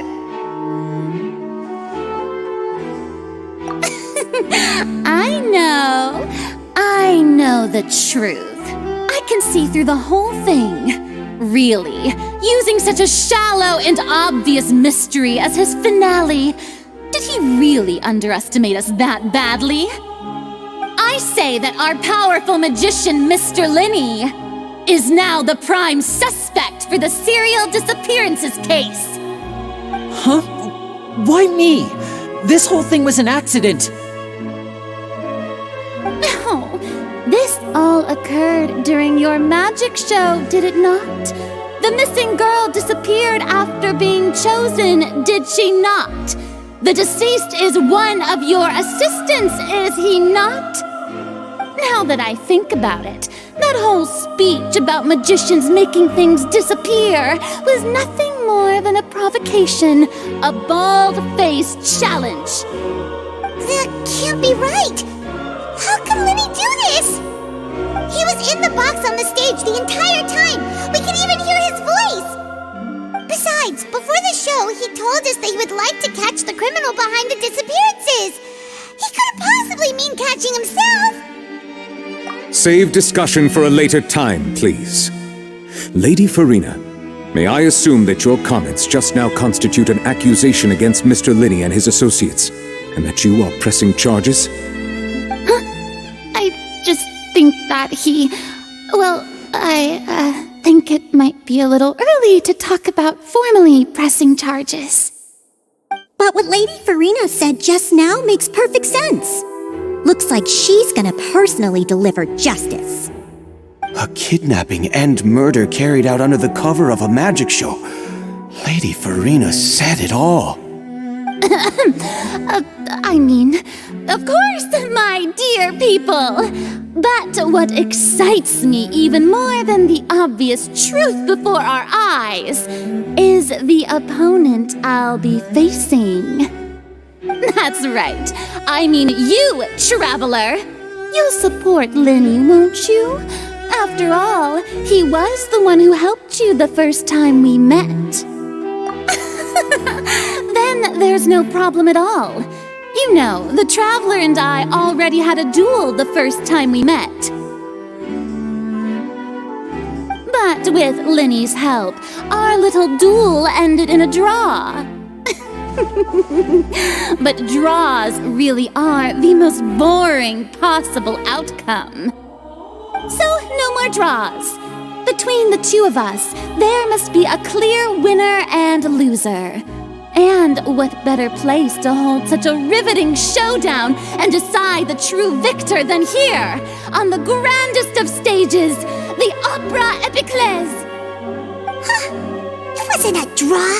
She obviously lost last time. I understand. Charges have now been pressed, and as such, a trial is in order. Well, Traveler, seems Lady Farina has set you in her sights. But putting her dramatic rhetoric aside for a moment, I would like to ask you, are you willing to act as Mr. Linney's attorney and defend him in this case? Very well.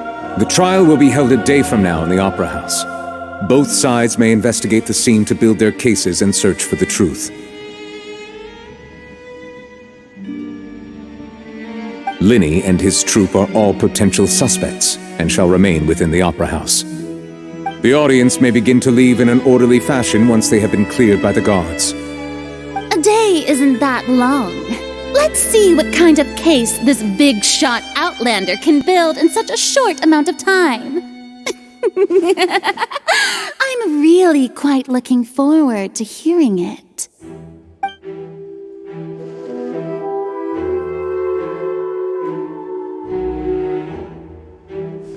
Lenny!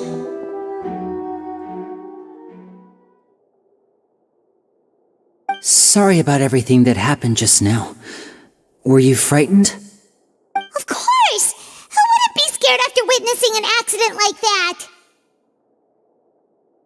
Yeah, I'm a little shaken up myself. How could this happen? And poor Kel. I know you already claimed that you would defend me, but now it's just us talking. Tell me, do you think I could possibly be the murderer? Good to hear. Thank you so much for trusting me. I'm sure everyone sees me as the biggest suspect at this point. But if you ask me, the whole thing is mysteries layered upon mysteries, such that all that's left is confusion. I don't know whether what happened there on the stage was purely an accident or not, and I don't know why poor Cal was in the box. As for how that girl chosen from the audience could suddenly disappear, I'm afraid I don't have any answers either. If someone tampered with my performance, then we need to figure out what they did. Even a skilled and knowledgeable magician like myself couldn't pull all that off in just 1 minute. Which is precisely why we need to investigate.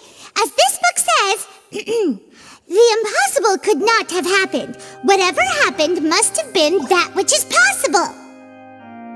Paimon bought them when we were reading at the bookshop in the city earlier. Pretty cool, huh? Don't worry, Paimon used her own savings to buy them. It wasn't from our travel funds. I think they look cute on you, Paimon. You have good taste, Lynette. That's the right attitude. Feeling depressed isn't going to help me now. I need to get back to my normal self. But with the guards watching our every move, it's going to be especially difficult for Lynette and I to prove our own innocence. Good thing you agreed to be our attorneys. Thanks for that. We'll be counting on you. Yes, thank you so much.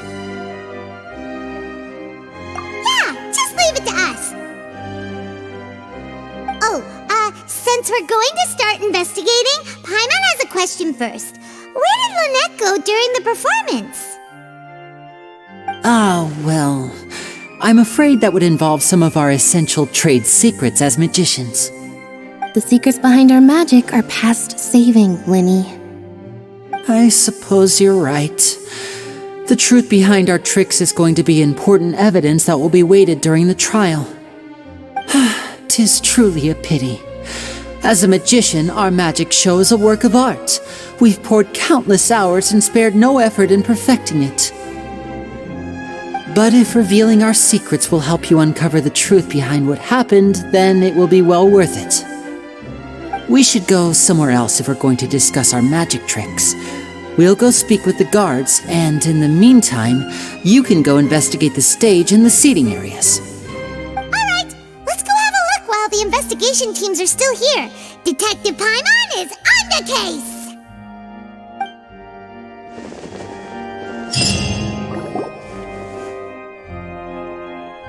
Hello, officer. How's the investigation going? I see. You must be the traveler that Lady Farina mentioned. Listen, I'll be perfectly honest with you. I'd avoid getting mixed up in this whirlpool of a mess if I were you. Huh? What do you mean? Come with me and you'll see.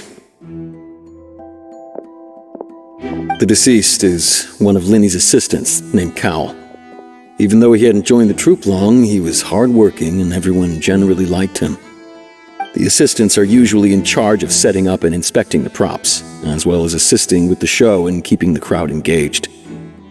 As you probably saw when you were in the audience, the water tank suddenly fell and smashed the box with Cowl inside it. This is the real mystery. We've already searched the scene and were unable to find any traces of the girl. However, if you look carefully, the box was positioned directly under the water tank. The ropes holding the tank were then burned by the pyrotechnics on stage, causing them to snap. All these factors lining up so perfectly makes it hard to see this as a mere accident. If anything, the more logical explanation is that the whole incident was intentionally planned, and Linny is the most likely person to have access to all these areas. But he doesn't have a motive! Are you both good friends of his? Well, you can't say we're good friends, but we've known each other for a little while. So in just a short time, he was not only able to win your trust, but even convince you to act as his attorneys. I know there's no such thing as magic. The real trick of a magician is holding the audience in the palm of their hand. I've seen a lot of cases, and I can tell you that people are the least reliable kind of evidence.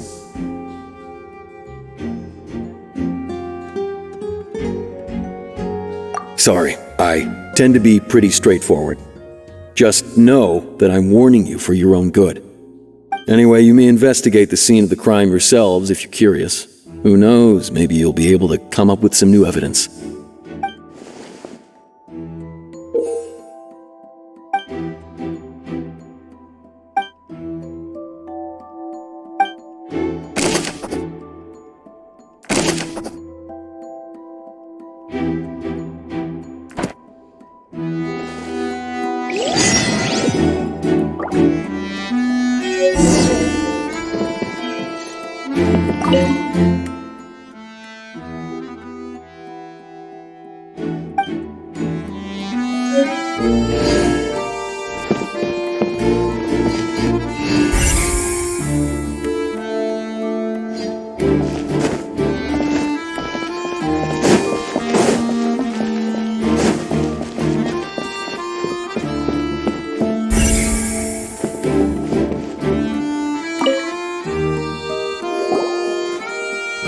The investigation team has some new findings. Turns out there's an issue with the random number selector after all. See, I told you. What if the machine picked some big guy's seat? You think the murderer would have still made his move then? Sorry to interrupt, but we're helping Lenny and Lynette with their side of the investigation.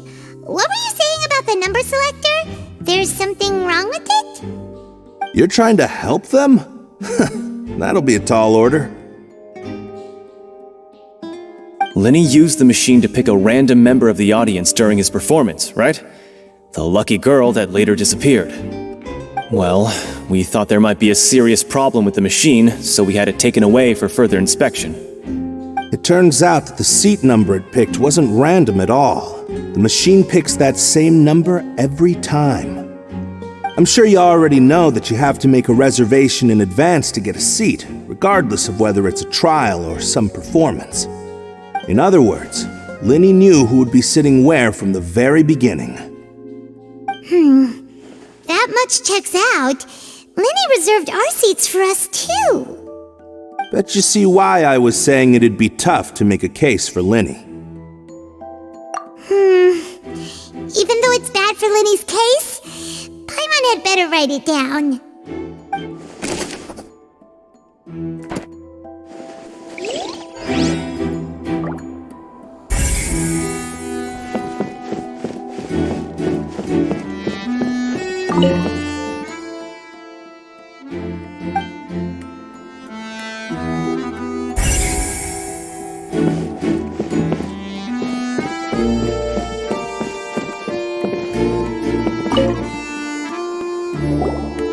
So this is the rope that broke and caused the water tank to fall. The rope looks pretty durable. How can it be burned through so quickly by fireworks?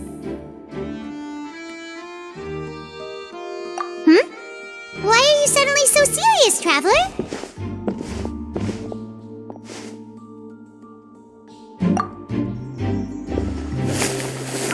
Whoa! Look! This bit is made from different material! Most of it was burned away, but there's still a little bit of it left. So if a rope meant to hold something was made with that kind of material in it, then that means... Wait! Paimon should write all this down! Let's take notes!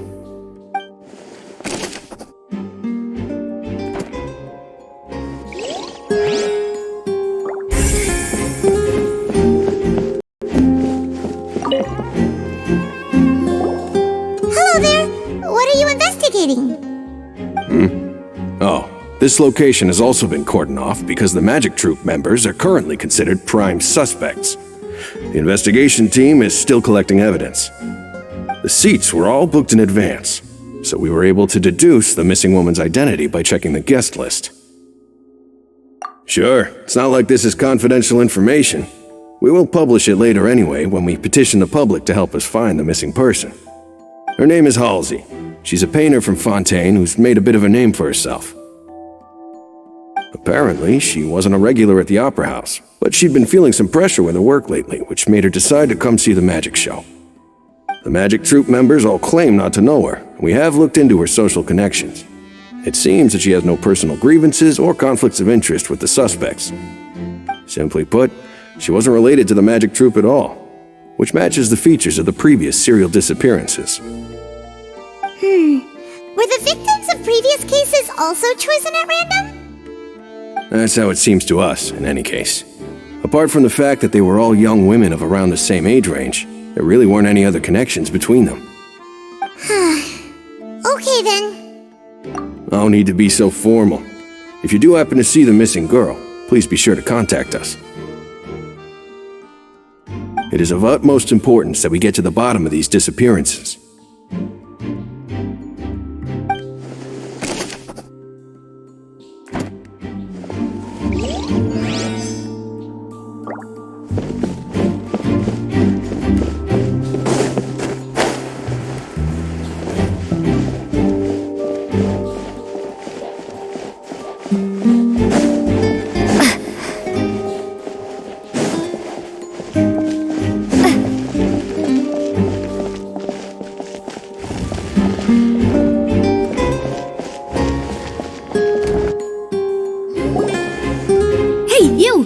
Yes, both of you! Over here!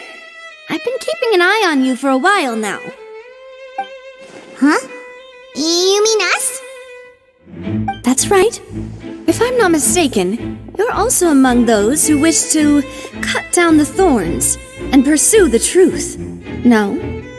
And by the looks of it, you're not from Fontaine.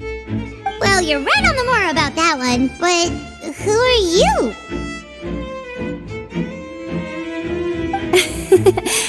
Have you never heard of the Spina di Rosula?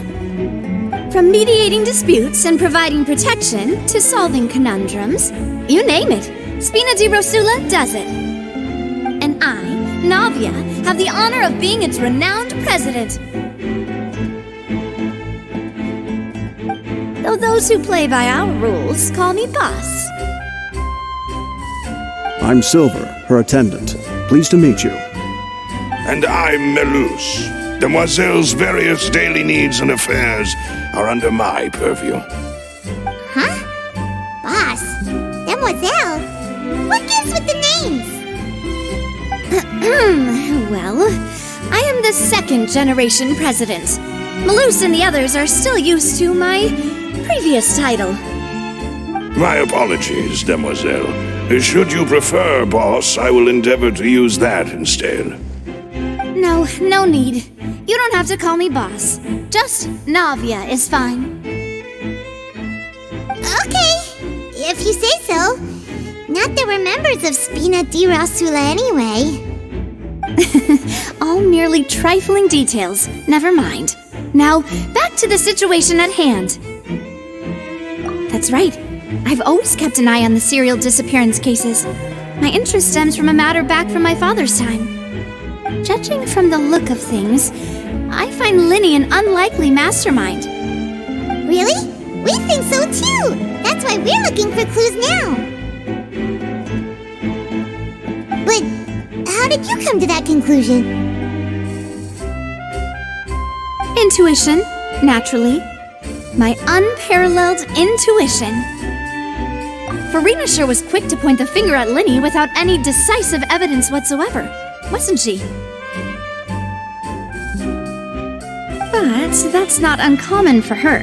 If you remember, the justice had to interrupt her and ask if she was pressing charges just to keep her from getting carried away. Anyway, a trial begins the moment someone levels charges. And, of course, there was no way Farina was going to back down in that situation. Sounds more like you just don't trust the Hydro Archon. Well, what's your opinion? I must admit that she can be interesting at times, but liking her doesn't mean that I'll blindly agree with her. All right, I've answered your question. Now, it's time you answer mine. Wait a minute, did that answer count? Well, I say it does. But don't worry, you won't hear any pointless questions from me. In your opinion, do you think it's right to treat a trial like it's an opera?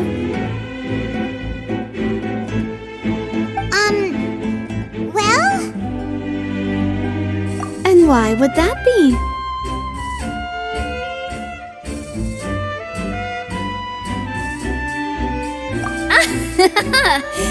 See, Silver and Maloose? I told you they'd be different. Most astute of you, demoiselle. I too think that the traveler's response was most excellent. No matter how wonderful the script or how fervent the audience's expectations may be, the trials that go on stage here must be based in fact. And if that can be done, boss, then... All right, that's quite enough, Maloose. Anyway, I like your answer. You passed with flying colors. Now, I need to make some preparations, following which our joint investigation shall commence. You two shall be my assistants. Wait! Since when did we become assistants? Oh, well, I can be the assistant, sure. Or your companion, if you like. I'm really not that fussy. That's more like it.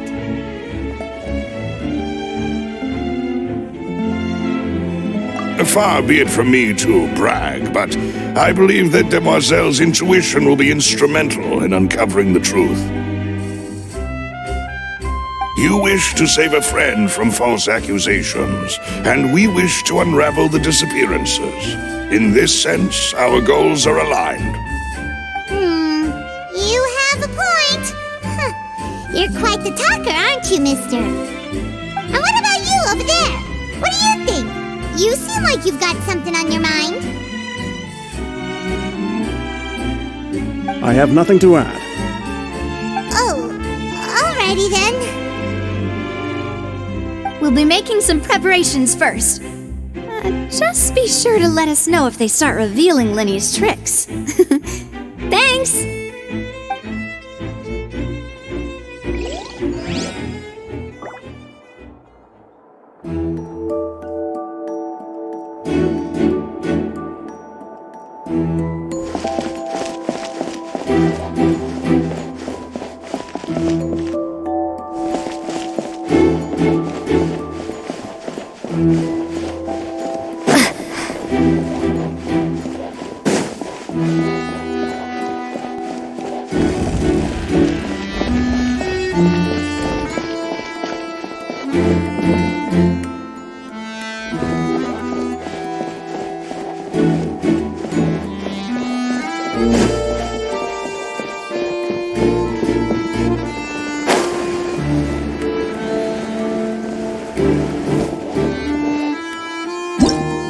Whoever the murderer, this rope was obviously...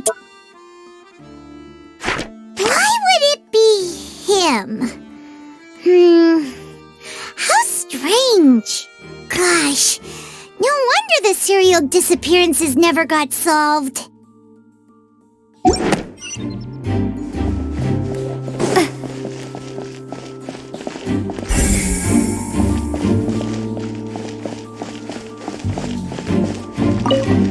Lenny's still talking to the guards. It seems he'll have a lot of explaining to do. I think someone will be assigned to monitor us later, but that's alright.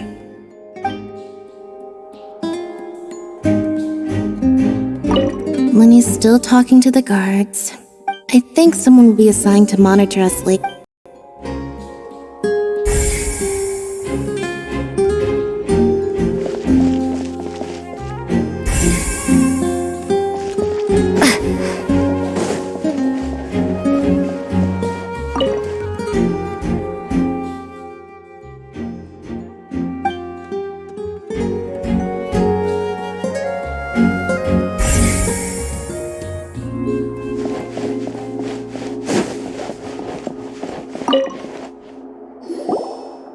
I see that you're investigating the area.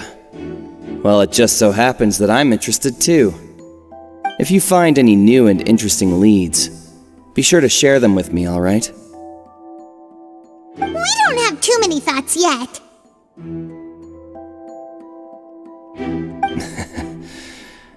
Then why don't I tell you my hypothesis first? The way I see it. It all started with that loud thud. The thud? Oh, you mean the sound that happened during the countdown? Yes. Yes, exactly. It wasn't terribly loud, but I suspect that most people heard it. It's just that everyone was awaiting the results of Lenny's trick with bated breath, so no one paid it much mind. But now that the incident has happened, the thud has become an important clue. That makes sense. So, what do you make of it? I'm of the opinion that it may have been the sound of Lenny's accomplice, Lynette perhaps, jumping atop the water tank or something like that. And when the pyrotechnics went off, she cut the rope, sending the water tank crashing down. But wasn't the noise we heard too loud for that? Perhaps the balance wasn't right, leading to a particularly rough landing. Oh, that's true. I suppose I must reconsider. That does remind Paimon, though. What was with that sound?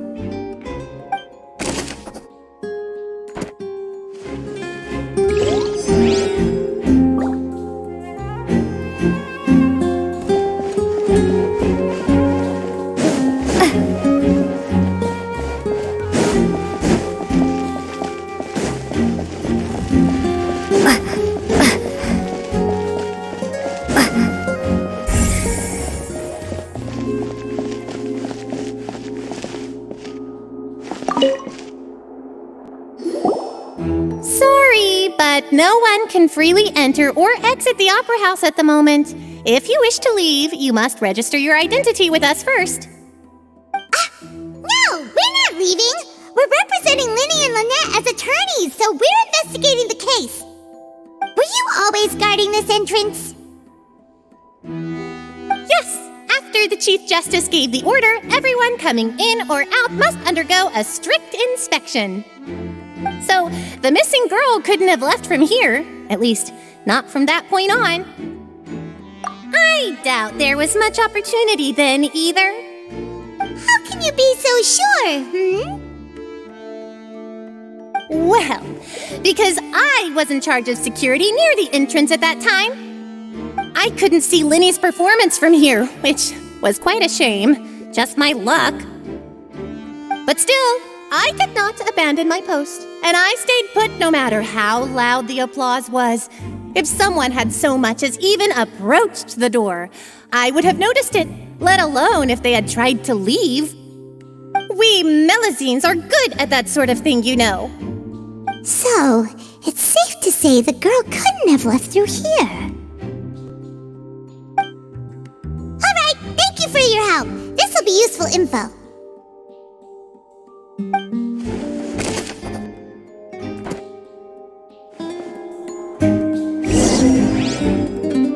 We've checked everything of note here at the performance venue.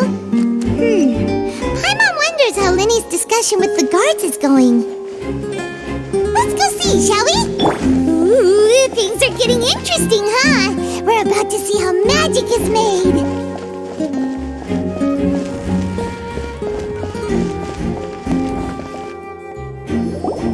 Understood. Then I will be going with you. Just so you're aware, I will be monitoring your actions and making notes as necessary. Very good. Thanks for being so agreeable. I'd pull a rose out of my hat as a gift for you if I could. You may spare the pleasantries. I'm just doing my job. You've arrived. Who's this? Me? I'm Spina di Rosula's guardian angel. If you've got a problem, I've got the firepower. Sorry, I got a little carried away there. Call me Navia. I'm a partner of theirs, and will be helping investigate this whole situation. And these are my companions. Would you mind if they join as well?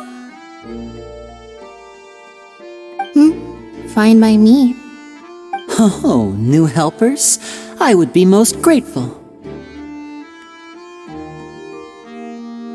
Well, let's just say we're tagging along. It's not every day you get to see the secrets behind magic performed on such a large scale. I appreciate your kind interest. Come with me. We'll be heading below stage.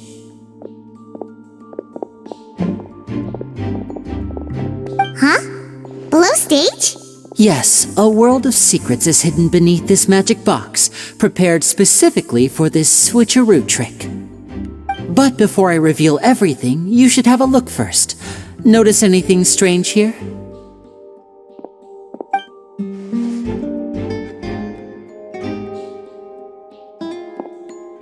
I'm not trying to be dramatic. Remembering the details of a trick will help you understand the methods used to perform it more easily. Huh. Weren't there balloons and other decorations here? Where did all that go? Ah, good eye. That said, you're still far from discovering the answer. The back? You mean the inside of the door? What's different about it? Paimon didn't notice anything. Very good indeed. I thought you might not be able to catch that, given that you were sitting in the first row. The back of this door was patterned.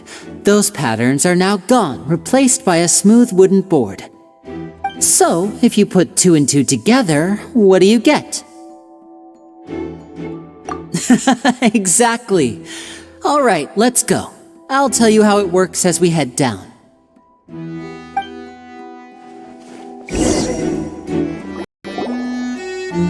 Oh, so there was a passageway under the magic box! I knew you'd figure out most of it as soon as you saw this place. The 2 magic boxes are positioned right above the 2 entrances of the tunnel. See this flatbed trolley? The box with the lucky audience member in it would be shuttled over to the other side using the trolley. This trolley can raise and lower and even rotate, ensuring that the box will face in the right direction. I see. So that's the purpose of the box inside another box. Precisely. The inner box would descend after the audience member was put inside and be moved along the trolley, all while the outer box would remain on stage as if nothing had ever changed. So that's how you did it! Once the box was lowered, the trolley would store some energy through this device here, with which it would complete the rest of the steps. The audience member would only be able to feel some slight movements in the dark, and by the time she walked out, she would already be back on stage. Right! You were talking that whole time, and you even came out for a moment near the end! Ah, yes. A phonograph operated by Lynette was used to achieve that effect. My assistant and I had already scripted our conversation beforehand. When the countdown began, I had already gone to the opposite box via a tunnel using that ladder. And what about Lynette? Where was she? I was in the mezzanine space in the back of the box. Oh, interesting! That's how we were able to coordinate Linny's lines with the assistant. And, by the way, I was the one who walked out of the box at the end. I mean, we are twins. All it takes is a change of clothes and no one can tell who's who. And that's my favorite part of this trick. Only Lynette and I can perform it. So that's how it all worked! Wow! Every detail you revealed was more amazing than the last!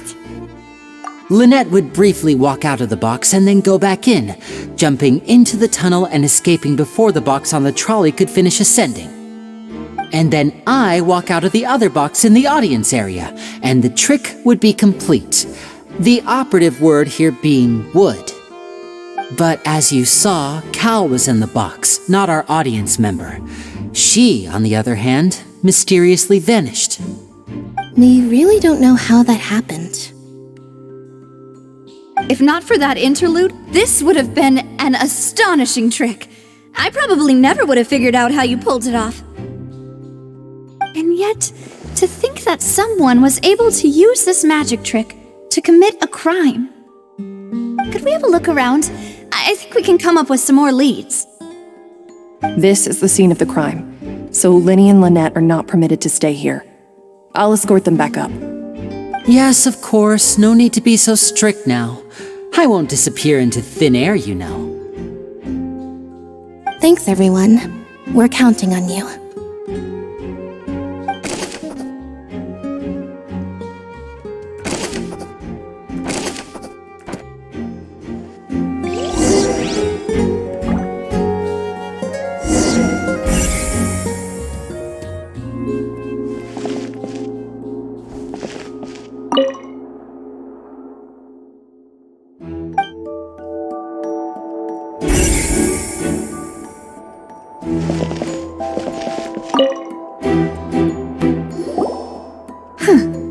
What's this? Looks like a hook tied to the end of a rope. Huh? There's all kinds of odds and ends here. Perhaps it was a prop for a different trick. But why would it have been left here? Whatever it is, let's make a note of it first.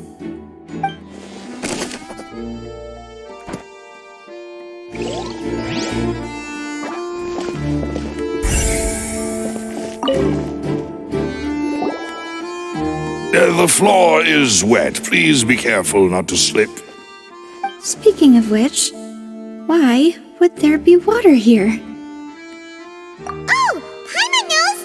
It's one of those tricks where you pour water into a jug and then flip the jug over only for the water to disappear? And here's a broken vase. Huh. Did the trolley knock it down while moving? That can't be. The trolley moves along tracks from start to finish. It couldn't have hit the vase at this distance. Let's note this down too and think about it later.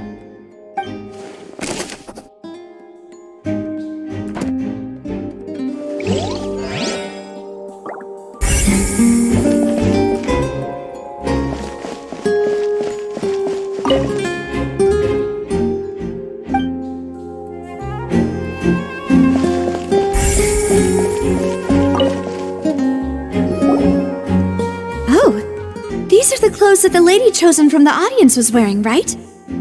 Her clothes are here, but she's nowhere to be found. Right! And do you really need to do that if you're kidnapping them? Ugh, this is so confusing. Paimon doesn't want to be a detective anymore.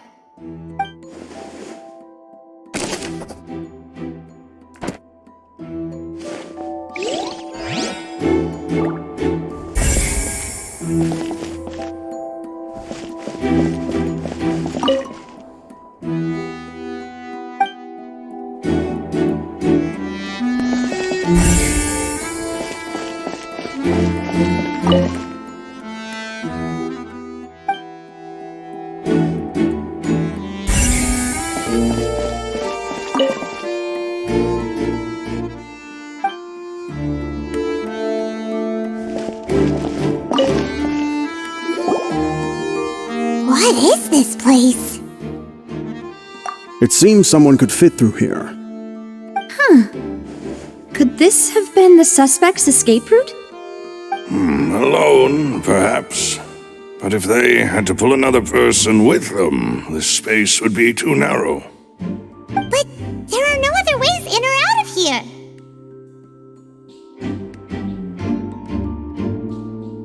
Oh, you're right! Let Paimon write that down.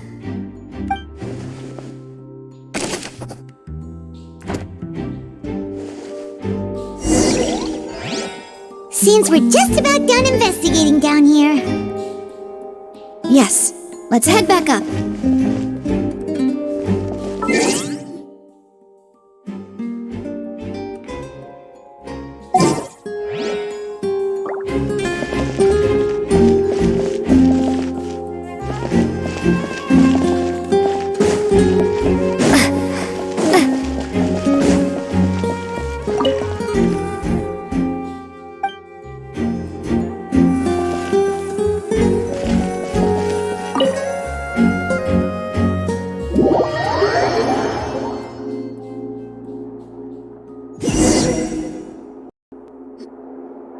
Well, we've ascertained the state of the crime scene.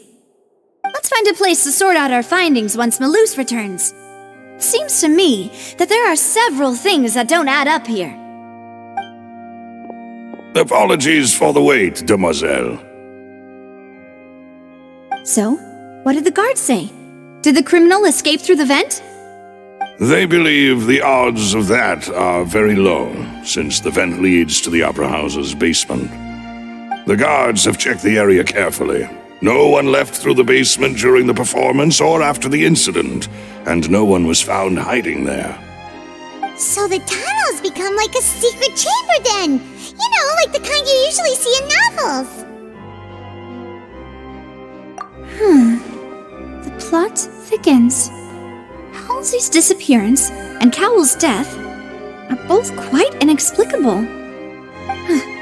No wonder Farina was so confident in her accusation. All the current evidence points toward Linny and Lynette.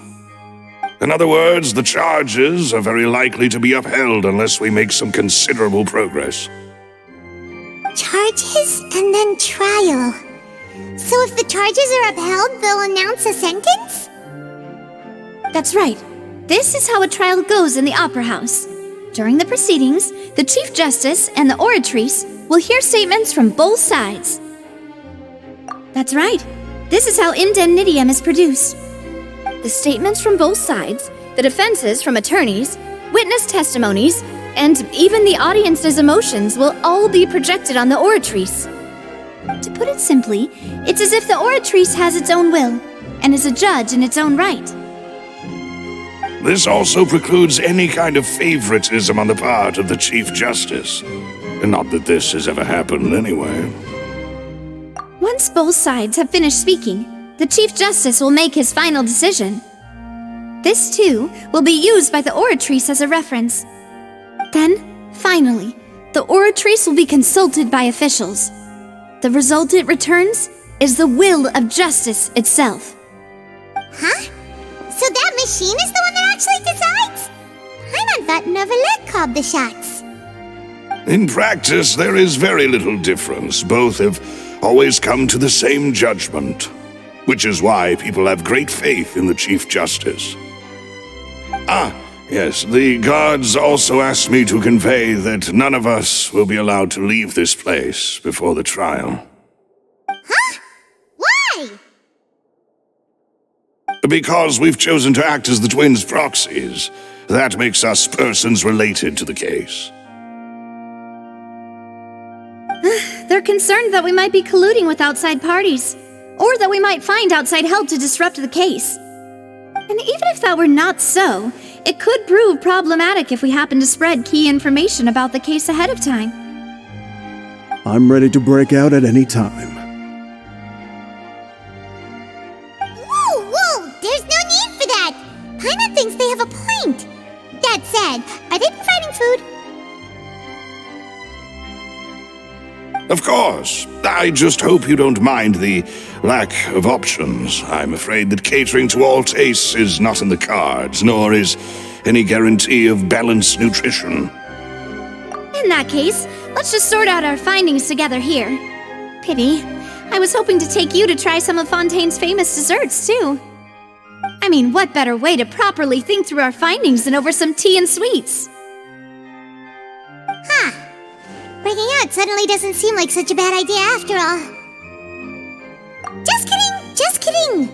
Paimon will still do her best, even if there are no snacks. What do you mean, no snacks? Of course we'll have snacks. If we cannot buy some, then we'll simply make some. Huh? Here? But how? Understood, mademoiselle. Everyone, please come with me.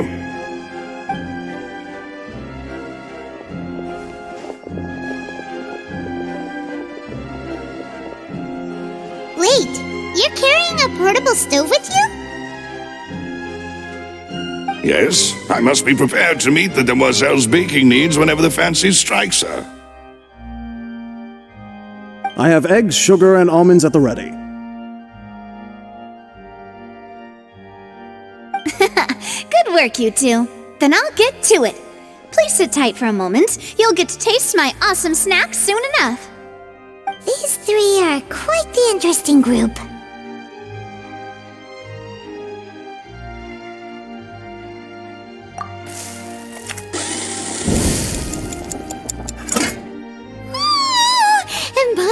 it smelled good while it was still in the oven! Oh, it's even better now. Paimon can't stop drooling. From the way you had these two guys carrying all that stuff around, Paimon thought you'd have them do more during the baking process.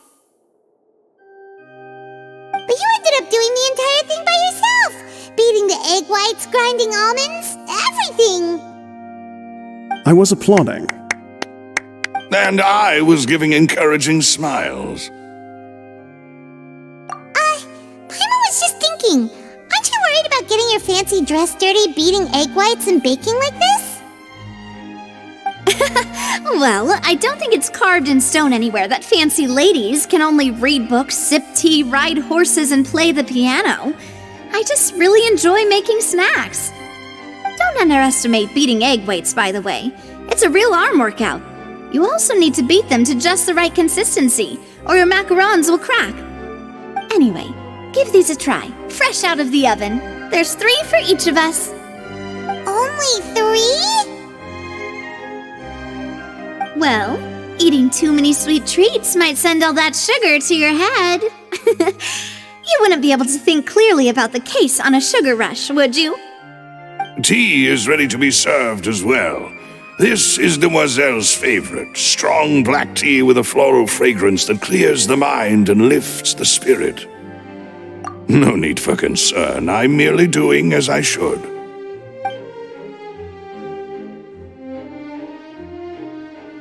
All right then, down to business. As Paimon mentioned previously, the tunnel seems to be something of a secret chamber. However, we can assume that Linny and Lynette were not alone within it. Some criminal also occupied its sealed confines. The magician twins could have committed the crimes, of course, but they lack any logical motive. Exactly! Why would they do such a thing right when everyone was watching? The flower vase and the thud we heard during the performance could indicate some altercation between Halsey and the criminal in the tunnel, resulting in the shattering of the vase, the discarding of her clothes, and her abduction. Perhaps the criminal thought that since she was chosen from the crowd, she would be too easy to identify if she was still wearing the same clothes. Paimon thinks that makes sense, but the real trouble is... True. None of the clues we found thus far support the existence of this third person. But the only people left to consider are both technically victims, whether it's the missing girl, Halsey, or poor Cowell. Huh.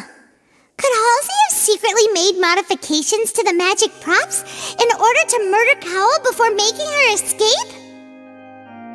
That's right. And even if she had tampered with the setup, she would need to understand the entire trick to pull it off.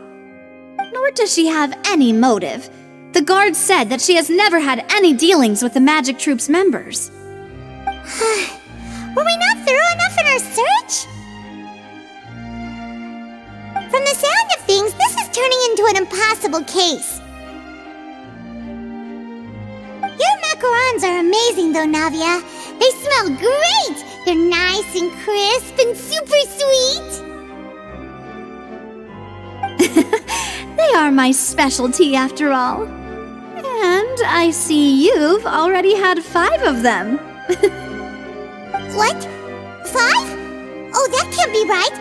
Paimon only counted 3, honest! Please don't worry about it. At my age, a few less sweets might actually be a good thing.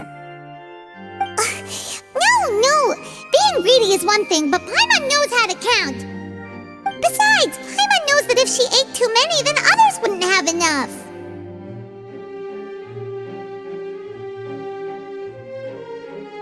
Wait! Even you don't believe Paimon? How could you? If Paimon ate those 2 extra macarons, then may they turn into stone in her stomach! All right, we get it. Well, I suppose one of us might have gotten too engrossed in our chat and eaten them by mistake. No big deal. Malus, set up the stove again if you would. Huh? What are you doing? Making sure everyone gets 3 macarons, of course. Exactly! Hey, we don't want to trouble you. As you wish, demoiselle.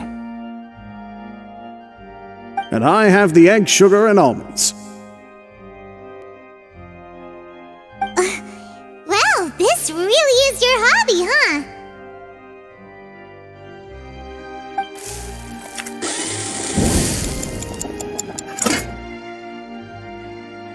Well, that's it for snack time. I'm going to have another look around the area. I don't know what we're looking for yet, but we've still got some time. As attorneys, I suggest the two of you think the case over again. It would be awkward if you got all tongue-tied on stage during the trial. Alright, thanks for your help, and for the snacks. It was nothing. A small task for the Spina di Rosula. Silver, Malouse, it's time to go. I'll be back if I find anything new.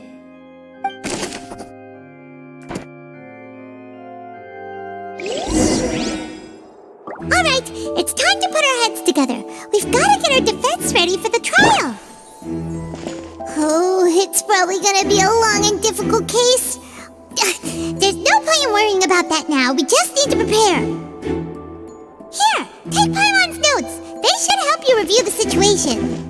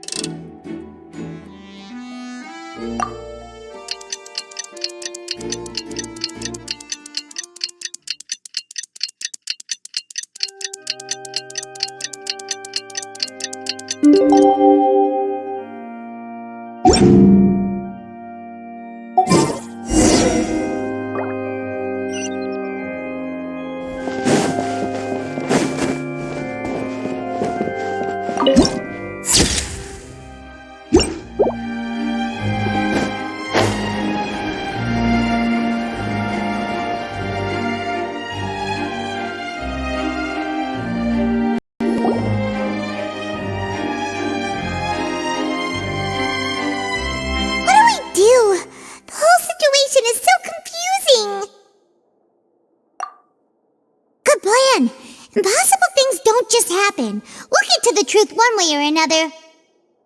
Just relax.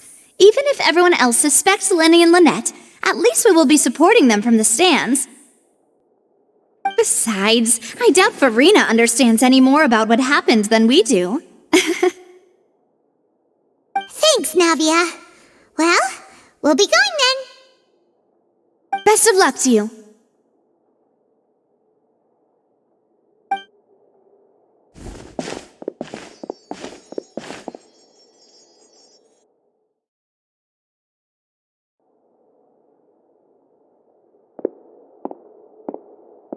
Finally, you're back. Well, how did your investigation go? To be honest, you might be disappointed. No. We're already very grateful that you were willing to help. Well now, don't you all look disappointed. Don't tell me that your investigation came up empty-handed. That was to be expected, of course. The guilty can never produce proof of their innocence. But don't let that stop you. I shall be terribly disappointed should you, my most anticipated foe, concede so easily. Since both parties are present, I declare that the trial regarding the magic show incident is now in session. Firstly, in order for the audience to understand the causes and results of the incident, could we please have Mr. Linney explain the trick? Yes, of course. I will explain while Lynette demonstrates on stage. All the necessary items have been prepared.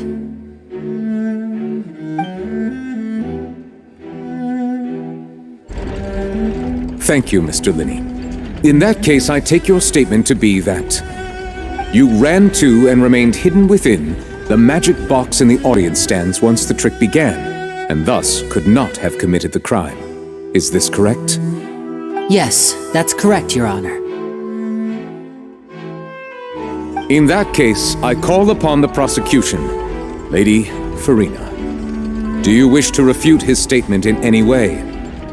Why, of course I do. Allow me to take the first shot and break this case wide open. Mr. Lenny is clearly lying. There is no way you could have been in the box the whole time if you were to abduct Halsey and murder Cowell. In fact, I'd say you were hardly in that tunnel at all. That is simply your hypothesis based on the presumption that I'm guilty. Oh, is that so? And if I may ask, what did you hear while you were inside your box? The roaring countdown of the crowd, of course. That's how I kept track of the time and built anticipation for the finale. And you didn't hear anything else at all? Nothing that might leave an impression of any kind? No, nothing. I see. But when the count reached 30 seconds or so, there was a thud. One so loud that I believe practically everyone heard it. Huh? Hey, hang on! Something's not right here.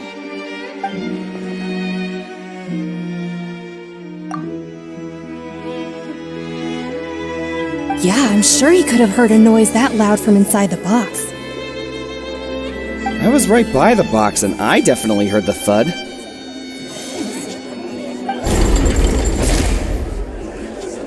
Look at those scales. Could those mean... Well then, ladies and gentlemen, allow me to use the words of the magician himself. You never know what can happen in the blink of an eye. Indeed, it seems his alibi can also collapse in the blink of an eye. Of course, I have armed myself to do far more than smash your alibi. Confidence cannot go unfounded, and my foundations are rock solid. Tell me, aren't you and Lynette actually from the House of the Hearth? The House of the Hearth?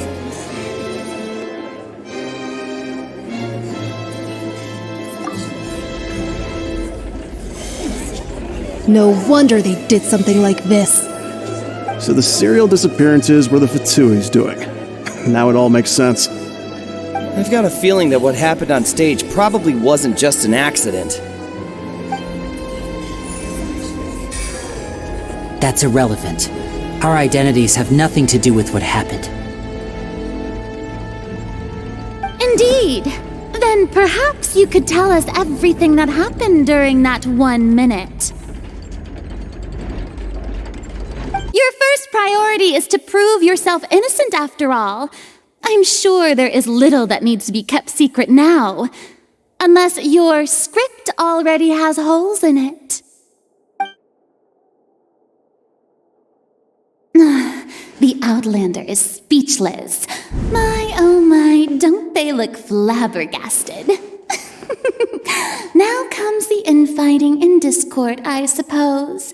This was almost too easy. Good thing I made all those preparations.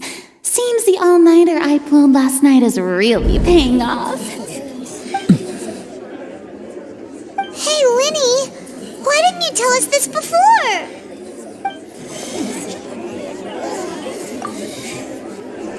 Order! Order! Mr. Linney, allow me to re-establish the facts. Lady Farina has raised 2 points. First, when the thud was heard in the Opera House, you were neither in the box nor the tunnel. Second, you and Ms. Lynette are both members of the House of the Hearth. Are these claims true?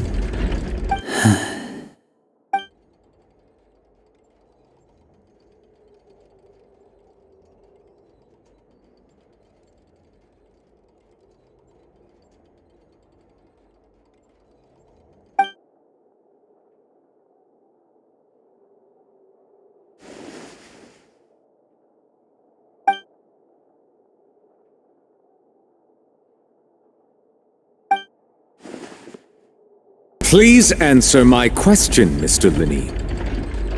I'm sorry. Yes, they're true, Your Honor.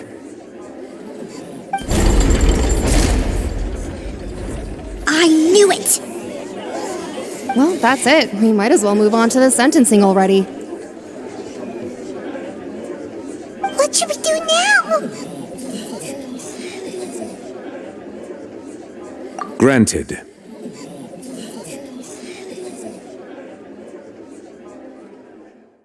In that case, what is your request?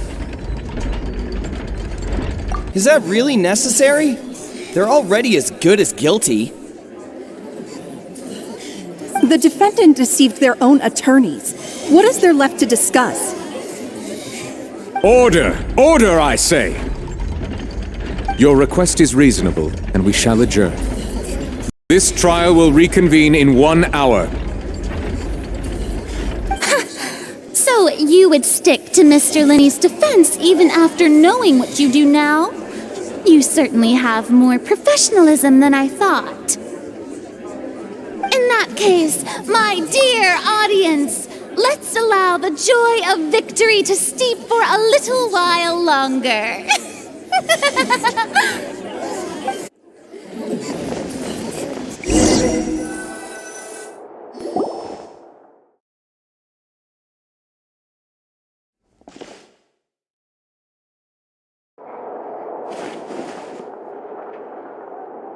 Well, this is awkward. I didn't think the Hydro Archon would dig all that up. I'm sorry, Traveler and Paimon. Yeah, sorry. Paimon doesn't know where to start. We trusted you two. We based our entire reasoning on the assumption that you weren't bad guys. Not to set the wrong tone or anything, but Paimon's really mad! I'm very sorry. I know you're angry, and reasonably so, but please, let me explain. I know you've clashed with the Fatui several times before. I wouldn't be surprised if just hearing the word is enough to make you upset. But our organization is very, very large, and the Harbingers have very different personalities and goals. Right now, we want to save people. As many as we can. That's right. I'm sure we're on the same page when it comes to this nation and the disaster that its people might face. I knew if it weren't for our respective identities, we could become good friends. That's why I didn't wish to flat out lie to you, but chose to hide some details instead. The truth is very important, but being completely transparent about everything would see us spending more effort than we need to. Right. So, you be the judge. Heck, if I were you, I fear that I'd even struggle to trust me at this point. You met a Fatus who works as a magician, a trickster by trade. All by coincidence, too. But still, I'm asking you to trust me.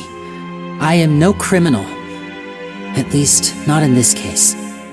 Sorry. Please forgive us. Well, you both say that, but... Right, let's hear your answer first, and no lies now! Of course. I'll answer any question you ask. We've been trying to find out how the Oratrice operates. We want to know why it has a consciousness. Why can it deliver sentences accurately? During our investigations, we learned that the machine's core is beneath it. From that moment on, Lynette and I have been designing this box swap trick with the objective of getting close to the core. Is that why you needed a whole minute? That's right. In truth, the audience would take about 75 seconds to count down from 60, while I would only need 15 to get to the opposite box. So, after jumping into the tunnel, I accessed the Opera House basement via the vent, and went to investigate the room in which the core is stored. That air vent was created during the construction of the tunnel specifically to execute this step. Well, nothing. As soon as I reached that room and was about to investigate, I heard someone's voice. which should have been impossible, of course. I was quite certain that I was the only one in the room. That voice seemed to recognize me and tried to speak to me. I chose to err on the side of caution and retreated the way I came. On the way back, I saw the broken vase and the clothes on the ground, but the countdown was almost finished, so there wasn't time to give it any thought. After that, the homicide occurred just as you saw. Well, that explains why you didn't hear the thud. Because of that prophecy I told you about, of course. We must know all we can about this nation's secrets in order to deal with that prophesized crisis. That's the only way we can save everyone. So, there you have it. The whole truth. I swear, I didn't hide anything from you this time. It was never my wish to proceed under this cloud of mistrust either. But like I said earlier, you can be the judge. If you want to leave because you don't trust the Fatui, there's nothing I can do to stop you. Well, Traveler, you decide. Paimon will follow your lead however you choose.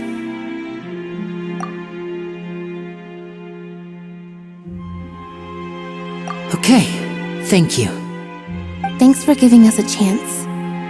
The current problem is that the scales are tipped pretty badly against you two. If we want to refute the Hydro Archon's accusations, we're gonna need a seriously watertight defense. Huh?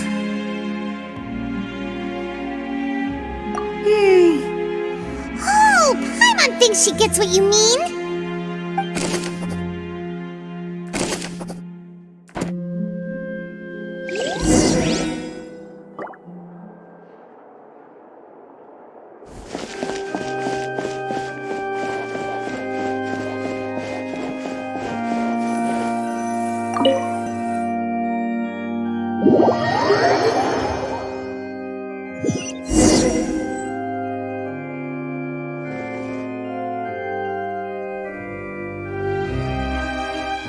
Both parties have returned to their positions. Let us continue the trial. When last we left off, Mr. Linney acknowledged the new evidence presented by Lady Farina as fact. Therefore, Lady Farina may continue stating her reconstruction of the events. That took long enough. Now then, if everyone would lend me their attention. At this stage, let's revisit that scene from Linney's perspective.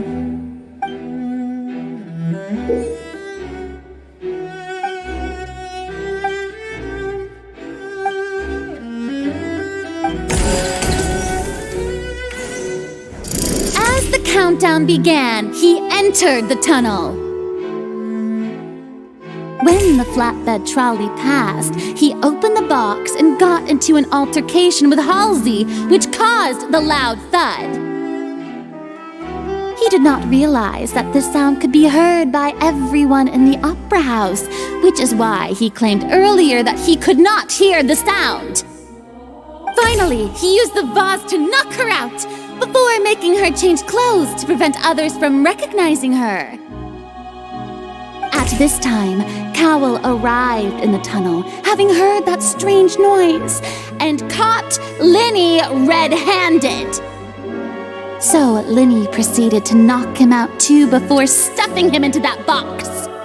Afterward, Linney passed the unconscious Halsey to his accomplice through the magic box in the audience stands, before operating the devices such that Cowell's death would be ruled an accident. And there you have it. That's the truth behind what happened. Does the defendant's side have any objections to Lady Farina's description of the events? The key to refuting Lady Farina is the order of events. What Linney experienced and what he saw.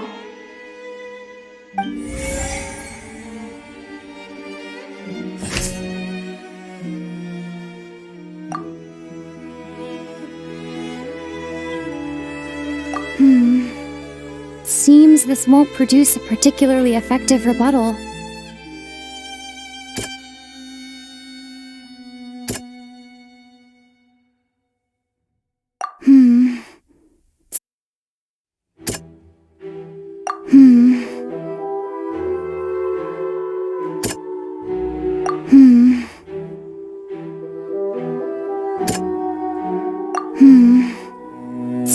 this morning.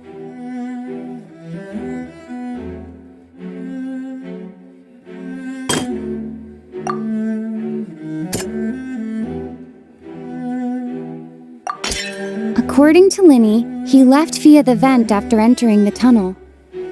He couldn't have had that altercation with Halsey.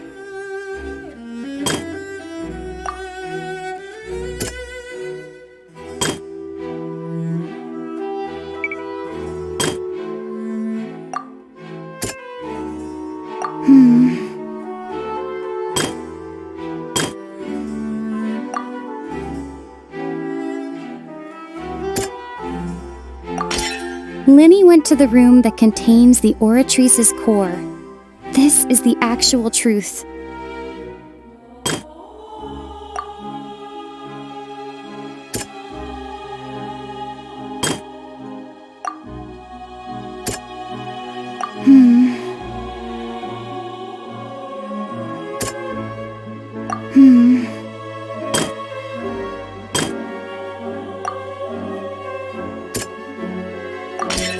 Linny did not take part in the underground altercation.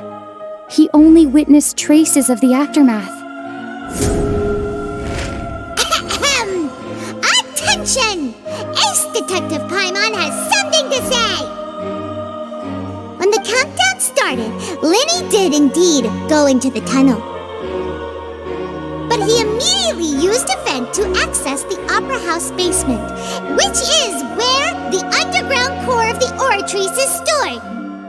Once he reached that area, he heard a voice in what should have been an empty room. Since he felt something was amiss, he returned immediately.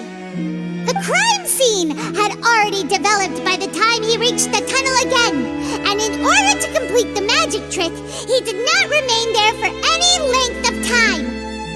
Finally, he reached the surface, and that was when the accident happened from his point of view. Therefore, he's innocent!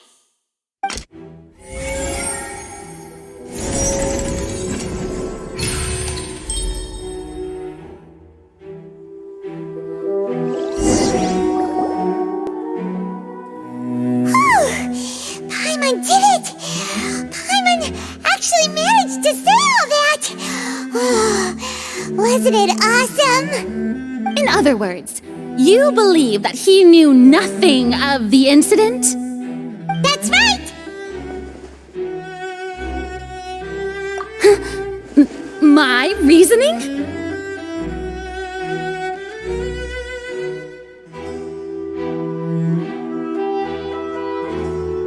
If that's the case, then if Cowell hadn't entered the tunnel, who was the entire setup meant to kill? Assuming that what you say is true, Linny only needed to kidnap the young girl to cause a new disappearance case. What would the point of killing someone on stage be? Oh, they have a point. That's right, you tell him! And that's why they're partners of mine. They've managed to turn things around. Oh, well, your denial is very strident, I'll give you that. But what proof do you have to back your claims?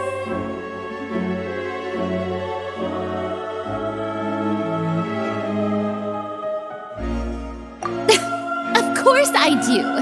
If he had been in the magic box the whole time, how could he have not heard that sound?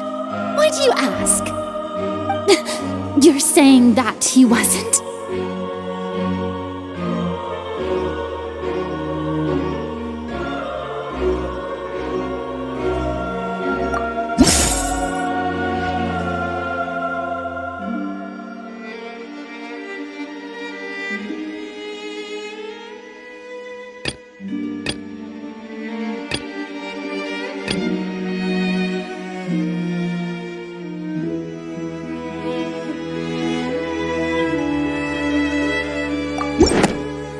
Sure we don't need to give this more thought?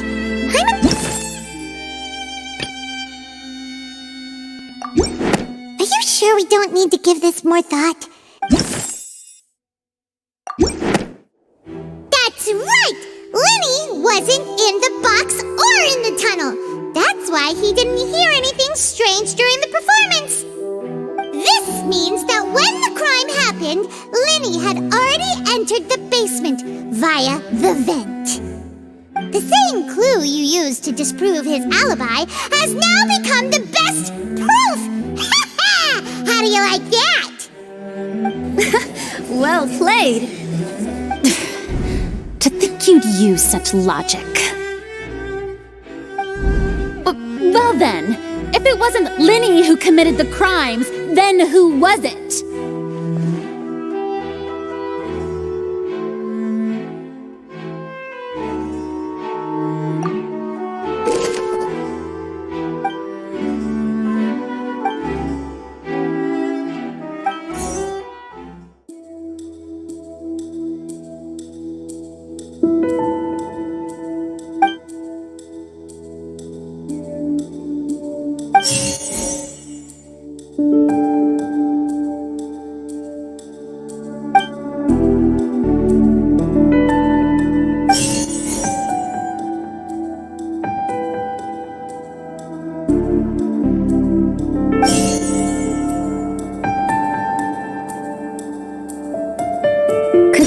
Been a third person involved?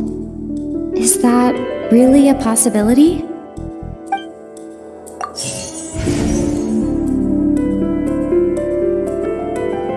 The deceased's name is Cowell, Linny's assistant. He would have been able to tamper with the equipment.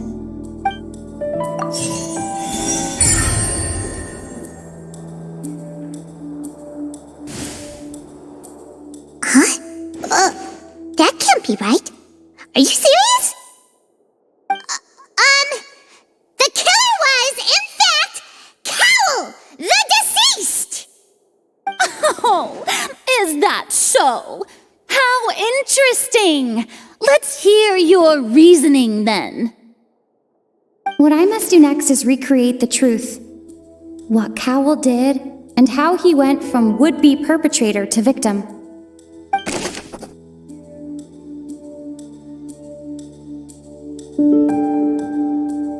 Linny was not in the tunnel at that moment, which gave our criminal ample time.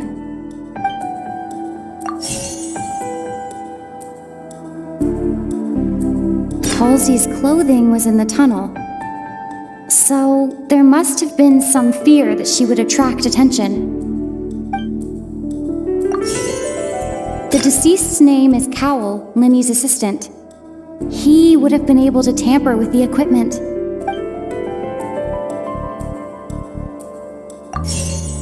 Linny was not in the tunnel at that moment. It would have been tough for both people to fit into that vent. They would likely have bumped into Linny as well.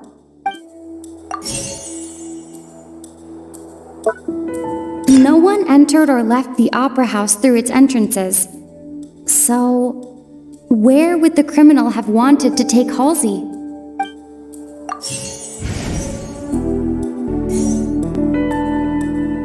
Linny was not in the tunnel at that moment. No one entered or left the opera house through its entrance. The sound we heard may have come from... It would have been tough for both people to fit into that...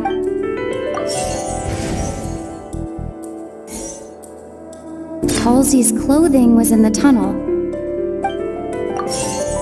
Linny was not in the tunnel at...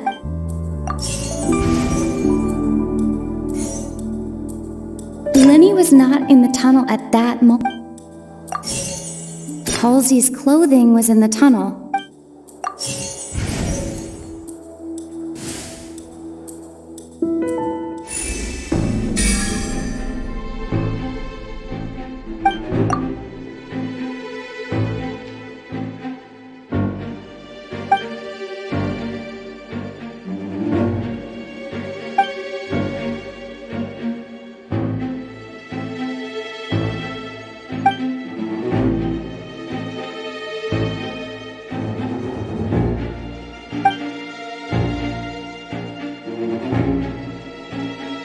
What's wrong, Traveler? Are you still having trouble figuring things out? I see how it is. So this was all just a bluff.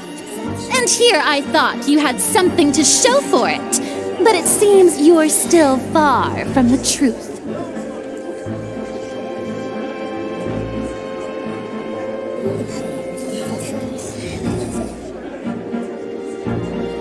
Look, since we're at a dead end, why not consider a different track?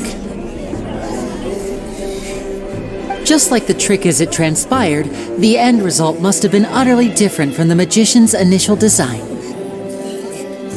If only we knew how Halsey disappeared.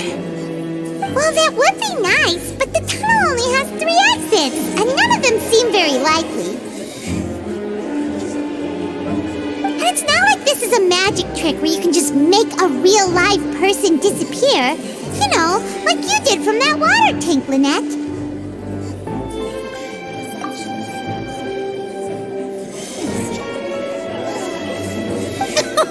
Excuse my interruption, dear opponents, but do you not see that the crowd is growing impatient? There is no greater sin in this opera house than an awkward delay in the performance.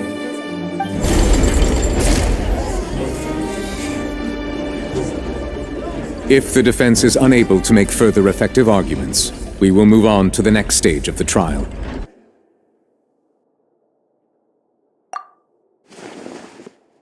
Lenny was not in the tunnel at that moment, which gave our criminal ample time. The sound we heard may have come from a clash between the missing Halsey and the criminal. The deceased's name is Cowell, Lenny's assistant. He would have been able to tamper with the equipment. The vase was not broken by chance. It was used to cover important evidence. The water.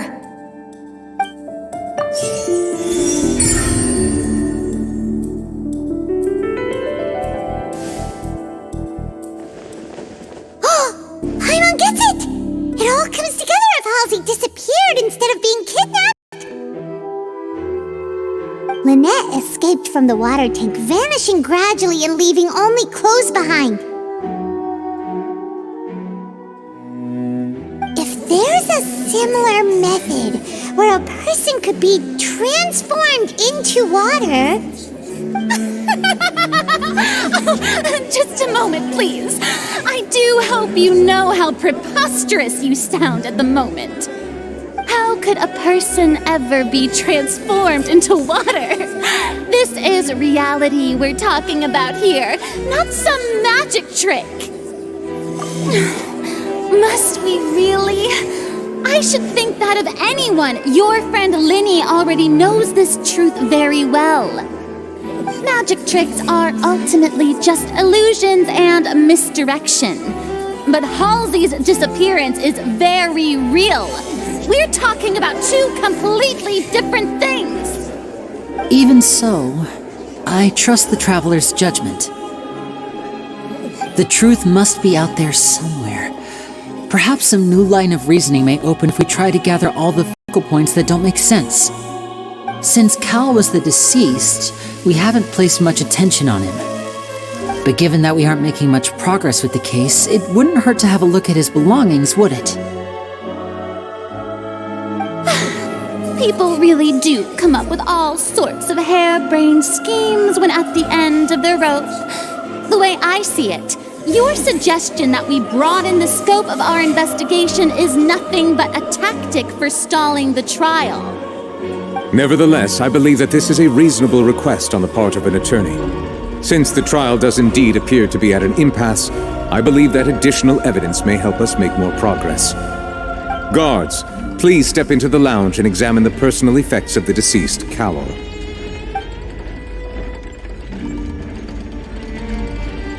We are still examining the items, but we have already made critical progress that we feel must be shared with everyone post-haste. We discovered several test tubes of fluid within Cowell's baggage, each labeled separately. The notebook in his backpack claims that these fluids are water from the primordial sea. The primordial sea? The note's contents also indicate that Cowell belonged to an organization that sells illegal drugs and that he had an accomplice. The notebook has many entries concerning safe usage of these fluids, in which the keyword dissolve appears many times. One of these tubes was labeled Opera Epiclese, along with yesterday's date. It is empty. The notes also state that these dissolution properties work exclusively on people from Fontaine. It's likely that Halsey was chosen as some sort of test subject. As such, we believe that the defense's hypothesis is, in fact, supported by sufficient evidence. You've gotta be kidding! People dissolving into water? Could something so ridiculous actually be true? Wait a moment. This reminds me of a certain prophecy, but it's just a coincidence, isn't it? If people can become water, does that mean that the water tank's real use was as a means to hide water stains? And if Cowell was targeting that girl... Wait just a minute. Could that mean... You two, with me, quick! Demoiselle, wait! What about your partners? Let's go. Just trust me. Order! Order! It is undeniable that further examination of the deceased's personal effects has yielded some surprising results, but we cannot yet verify the veracity of these clues.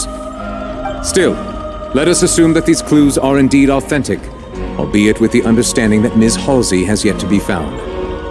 Guards, please continue examining the items along these lines. Mr. Linney, it appears your hypothesis is supported by the evidence, so please continue speaking. Of course. Thank you, Your Honor. If we uphold this hypothesis, I believe that many of this case's seemingly unrelated clues can be connected together. Right! Like the metal hook! That one didn't make sense at all. Let's think about this.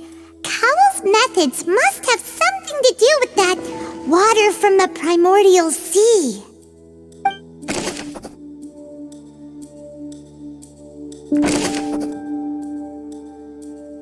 The deceased's name is Cowell, Linny's assistant. He would have been able to tamper with the equipment. The water from the primordial sea should already have been prepped before Halsey entered the magic box.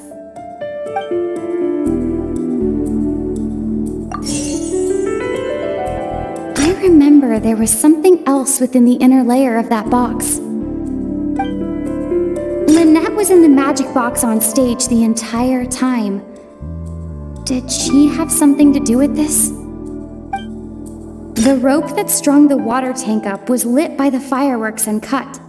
As such, the focus here is on the water and not the tank. I remember there was something else. Now it seems like the hook rope was not meant for another magic trick, but was instead some form of triggering mechanism.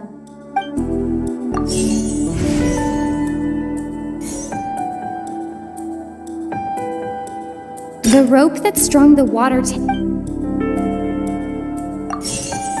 The water from the primordial sea should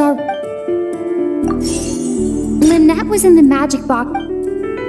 I remember there was something else within the inner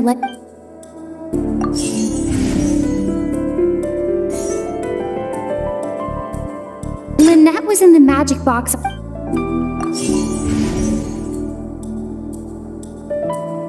Now it seems like the hook rope was not meant.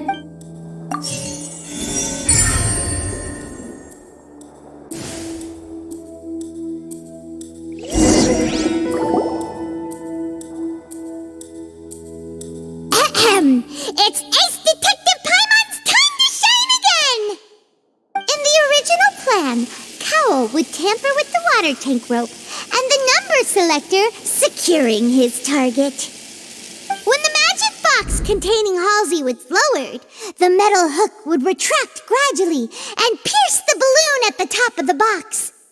When the balloon attached to the box popped, the water from the primordial seed inside it would pour down and dissolve Halsey. After Afterward, Cowl would enter the tunnel and break the flower vase to conceal the water inside the tunnel, with the remaining evidence being covered up by the water tank on stage. But he encountered something unexpected in the tunnel and wound up being fatally hit by the same water tank he meant to use to cover his tracks. Huh. That does make sense. That actually links together a lot of the more confusing pieces of evidence.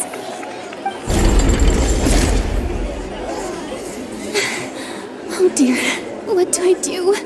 Even I think they sound convincing now. Have I falsely accused an innocent person? What a humiliation. Now, it seems like the only point of contention remaining is the exact circumstances that led to Cal's death. His notes mentioned he had an accomplice who could be related to the situation. On that note, the guards have just contacted me indicating that they uncovered new evidence. I shall now invite him on stage to share it with us. Thank you, Your Honor. We were just inspecting the luggage of the other people involved in this case. And we found an identical sample of the water from the primordial sea among Linny's personal effects. What? That can't be. Oh, I see. Well, how wonderfully comedic to have your own counterattack only to come back and wound you. Does this not clear all doubt? My dear citizens, my loyal audience, allow me to present my reasoning and bring this performance to a swift close.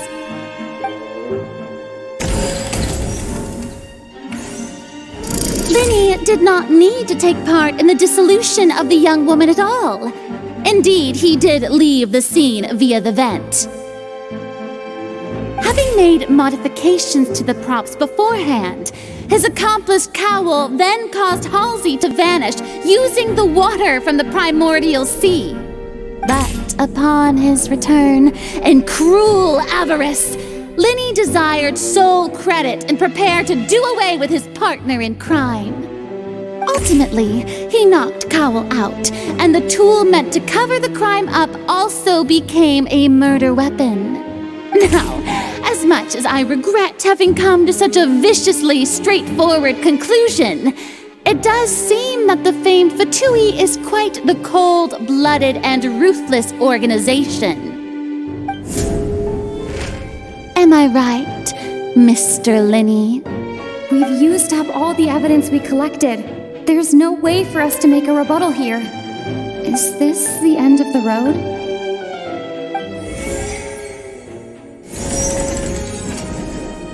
Oh no!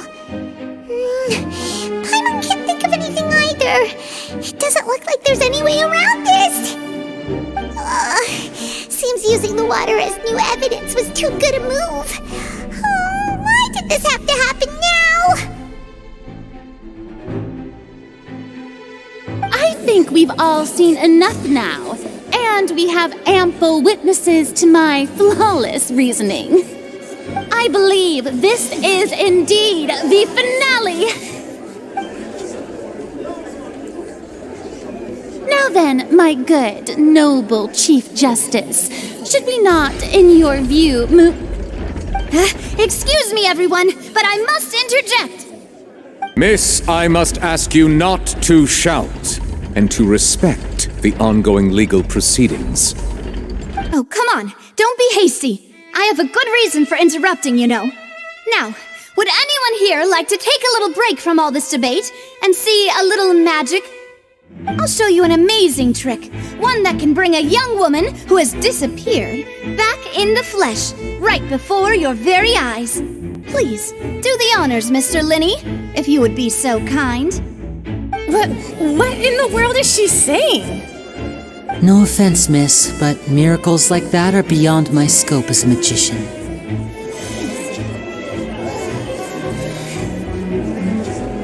Come on now, don't be silly. Magic is all about misdirection, isn't it? It It often conceals the truth while presenting a fascinating illusion. But once everyone believes the illusion, can't magic reveal the truth to them once again? And wouldn't such a trick be the most marvelous finale to today's performance? Come on, Lenny and Lynette, give it another go.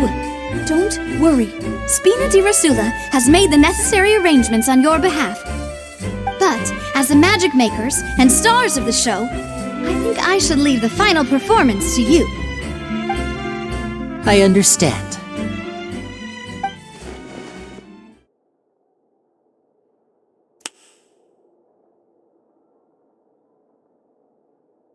And voila!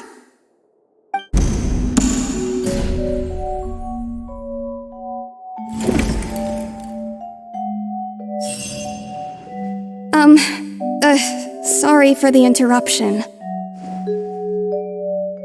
Wait, isn't that Halsey? So the whole thing about people dissolving wasn't true after all? To be clear, I'm only here because this person told me that if I testified, the merit of doing so would lessen my sentence. I was hiding outside this room listening to the proceedings because I was afraid that I would be the one put on trial. I was just feeling happy that no one had noticed me, and then before I knew it, she caught me. That'll teach you to underestimate us three. Where should I begin? I'm sorry. I'm the one who killed Cowell. I admit it. What? Why? Firstly, my name isn't Halsey. It's Lillian, and I'm originally from Mondstadt. I heard that Linny's show was going to be a real thriller, but I missed the chance to buy a ticket, so I stole one. That's how I make a living. I steal stuff here and there, and I'd never been caught before. But I was noticed at the harbor a few days ago, and I barely got away. Linny was the one who caught me in the act. Hey, no wonder you look familiar. So you were the thief. Liddy even mentioned that you were pretty skilled. Well, and I thought that would have been the end of it, but then the number selector chose me. He even mentioned the Fortress of Meripede. That's a prison, isn't it? So you can imagine how shocked I was. I thought he was onto me for sure. So I played along with the show while looking for an opening to flee, but then I got water poured on me for no reason, and then someone jumped into the tunnel to nab me. I wasn't going to take that lying down, so I knocked him out and stuffed him into the box. There was nowhere to run from there, though, so I had to change my clothes and hide in a box containing performance costumes. I slipped out after the first guard arrived at the scene and continued hiding inside the opera house. Can a person even hide in there? But I swear I didn't know that the water tank would fall down. Really, I swear it. Had I known that, I wouldn't have put him in the magic box. I may be a thief, but I'm no killer. Well, that makes everything pretty clear now, doesn't it? This time, we need to tell the entire story from Lillian's perspective.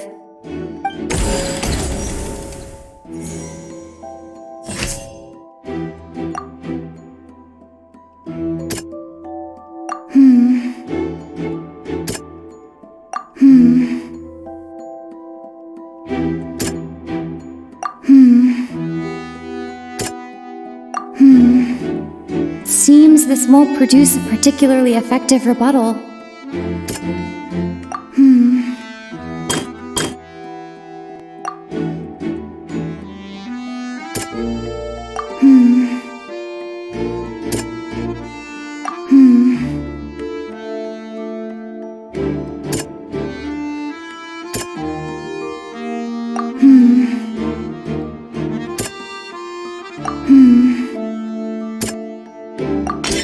The strange sound wasn't from a fight. It was Lillian's attempt to break out when she was frightened.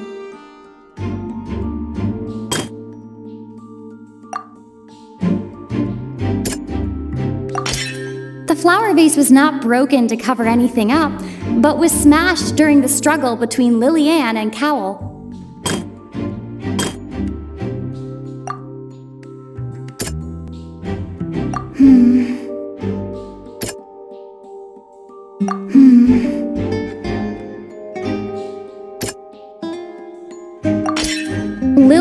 was afraid that she would be recognized if she left, so she changed clothes and hid, biding her time.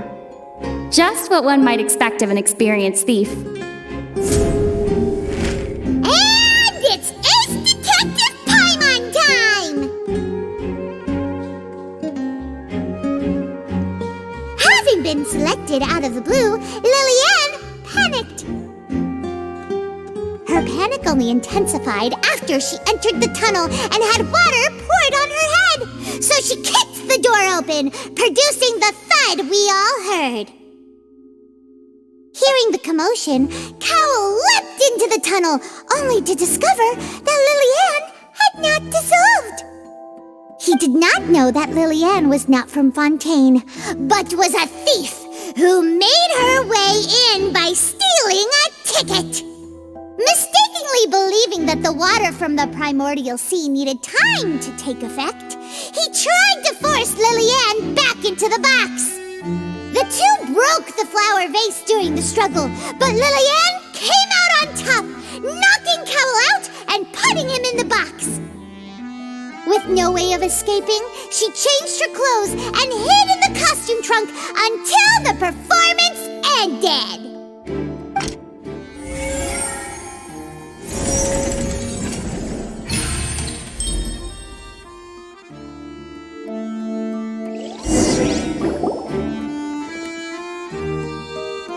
She knew that she would have to go through guard inspection if she tried to leave afterward. So, she has been trapped in the Opera House these last 2 days.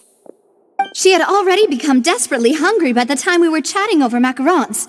So, she swiped 2 of them right under our noses. Talk about a sneaky thief. At this point, all the events that happened in the tunnel have now come to light. Ah, so that's the whole story. Bravo! Bravo! Now then, Lady Farina, do you wish to speak against the defense's statements? Please answer the question, Lady Farina. Also, if I may add, the trial has not yet ended.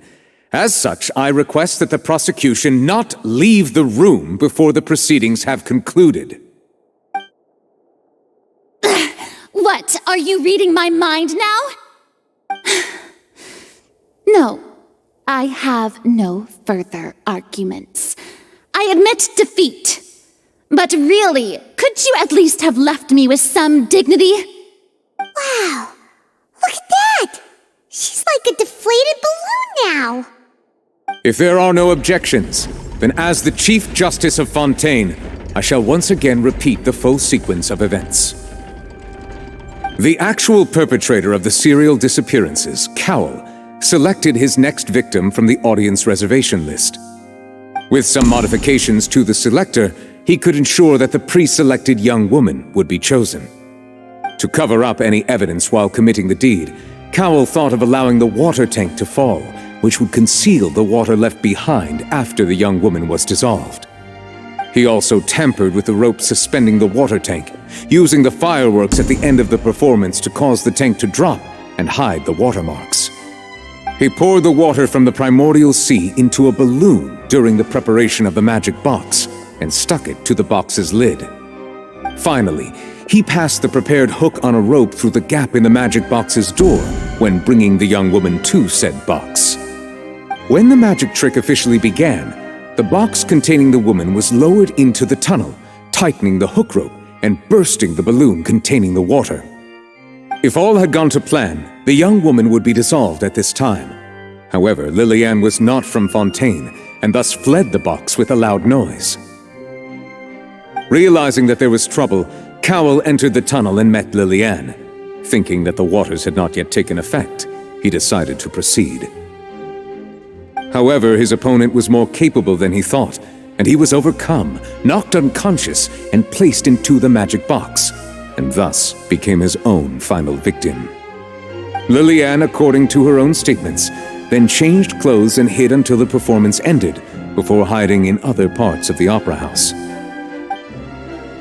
As for Linny, He was in the underground structures within the Opera House, and was thus ignorant of these happenings. From this reconstruction of events, we can conclude that Linny, the accused, is in fact innocent. While there is much in Linny and Lillian's conduct that should still be investigated separately, this case, at least, can be handed over to the oratories to make the final decision.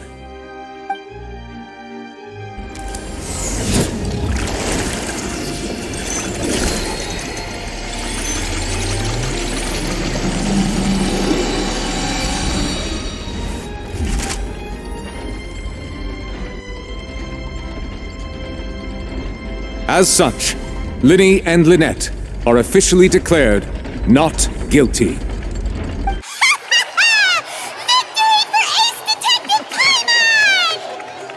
Great work, partners. Thank you all. Thank you so much. Next, I think we deserve an explanation, Guard Vaughn. How did you find the water from the primordial sea in Linny's baggage? Right! Your discovery caused me to make a serious mistake, you know. Or was that not a discovery, but false evidence that you dared to bring before this court? I suspect that the accomplice mentioned in Cowell's notes was not Linny, but you, yes?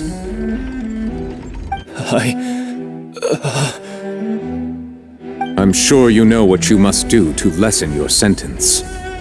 Speak quickly! Unless you want to earn yourself a one-way ticket to Coupon Town. I was just following orders. We were supposed to place blame for the serial disappearances onto Linny, and thus cause suspicion to fall on the Fatui. The higher-ups said this was the best opportunity to do so. And now that your plan has fallen through, and the secrets of the water have been revealed, you have become a liability to said higher-ups, yes? Therefore, you would be wise to tell everything you know, and seek the protection of the guards. Yes, I'll tell you everything I know. Our boss discovered that the water can cause people to dissolve. It can also be made into a potion, which when extremely diluted, can cause people to experience unforgettable exhilaration. We've been in this business for a while now, and have made decent more off it. The disappearances were also the boss's idea. I mean, this is the boss we're talking about.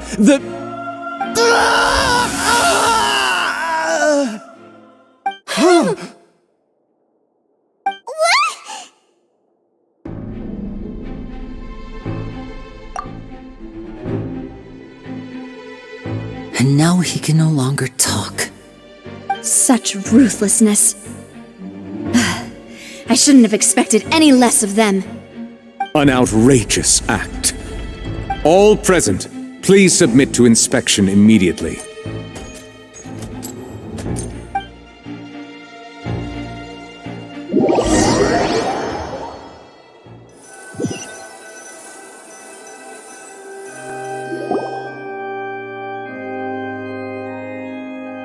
So, we're just going back now?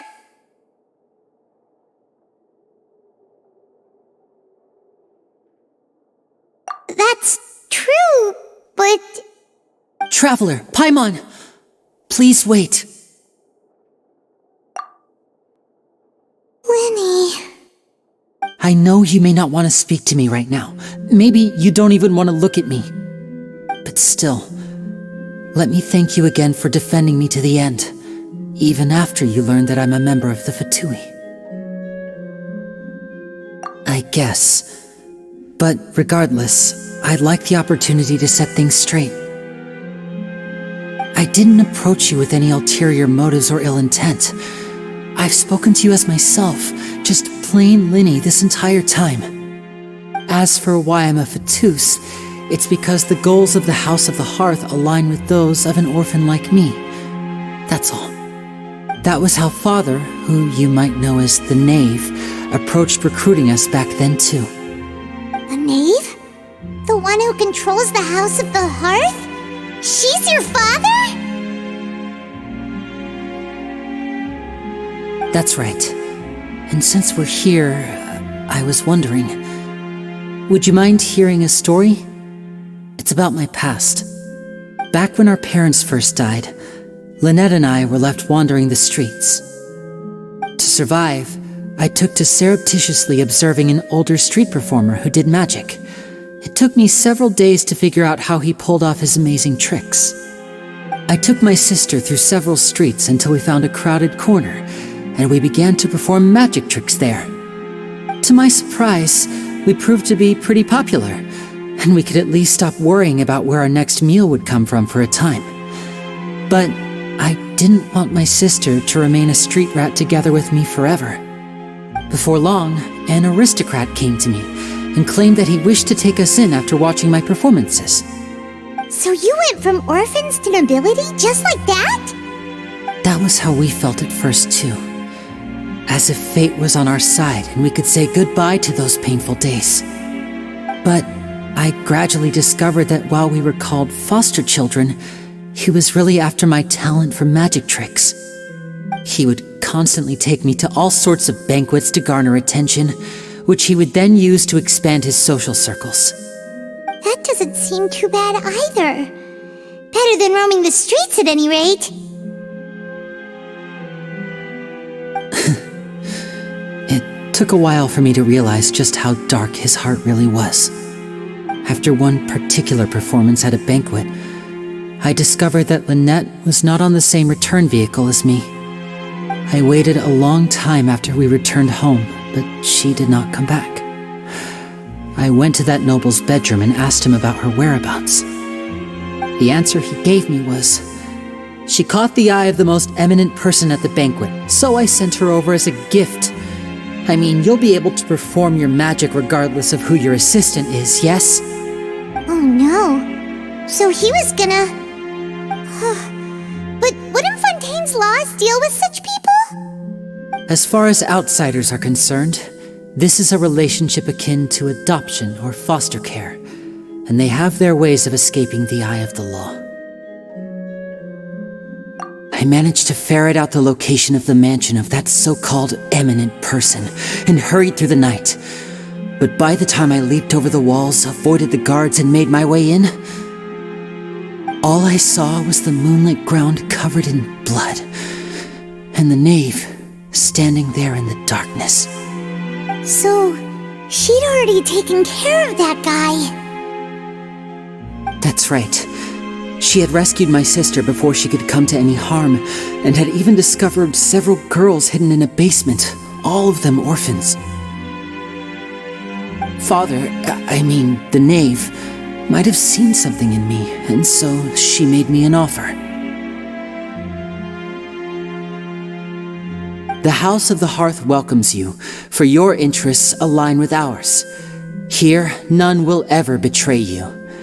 Indeed, betrayal shall never be permitted here. I was hesitant to trust her. I had just been betrayed by nobles. But she was also quick to destroy the noble who had taken us in at first, giving us back our freedom. Oh, so that's how the two of you joined the House of the Hearth. She has her own plans. She has gained permission from the Tsaritsa to first use the Gnosis's power when she obtains it. She plans to use it to find a way to break the prophecy and save Fontaine. So, she believes in that prophecy too? That's right. The whole House of the Hearth is currently working to combat that crisis. Today's case has also proven that people from Fontaine can indeed dissolve into some sort of water, thus further supporting the prophecy. All of us house members here, Lady Arlecchino herself included, are from Fontaine. We won't give up on defending our homeland. To us orphans, the only connection we have left to this world, apart from our family, is our homeland. So, from small deeds like distributing magic pockets to huge schemes like stealing a Gnosis, everything is aimed at dealing with that prophecy. It's all right.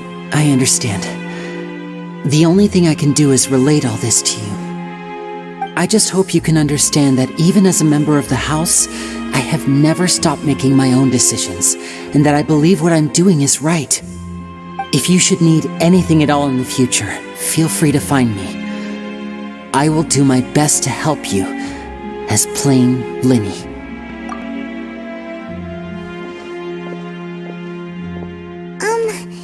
Bye, Linny!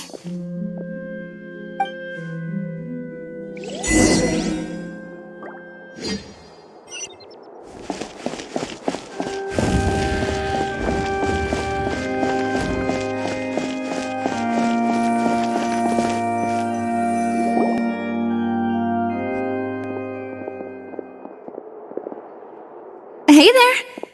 What was with the disappearing act you pulled right as the trial ended? Were you looking for us, Navia?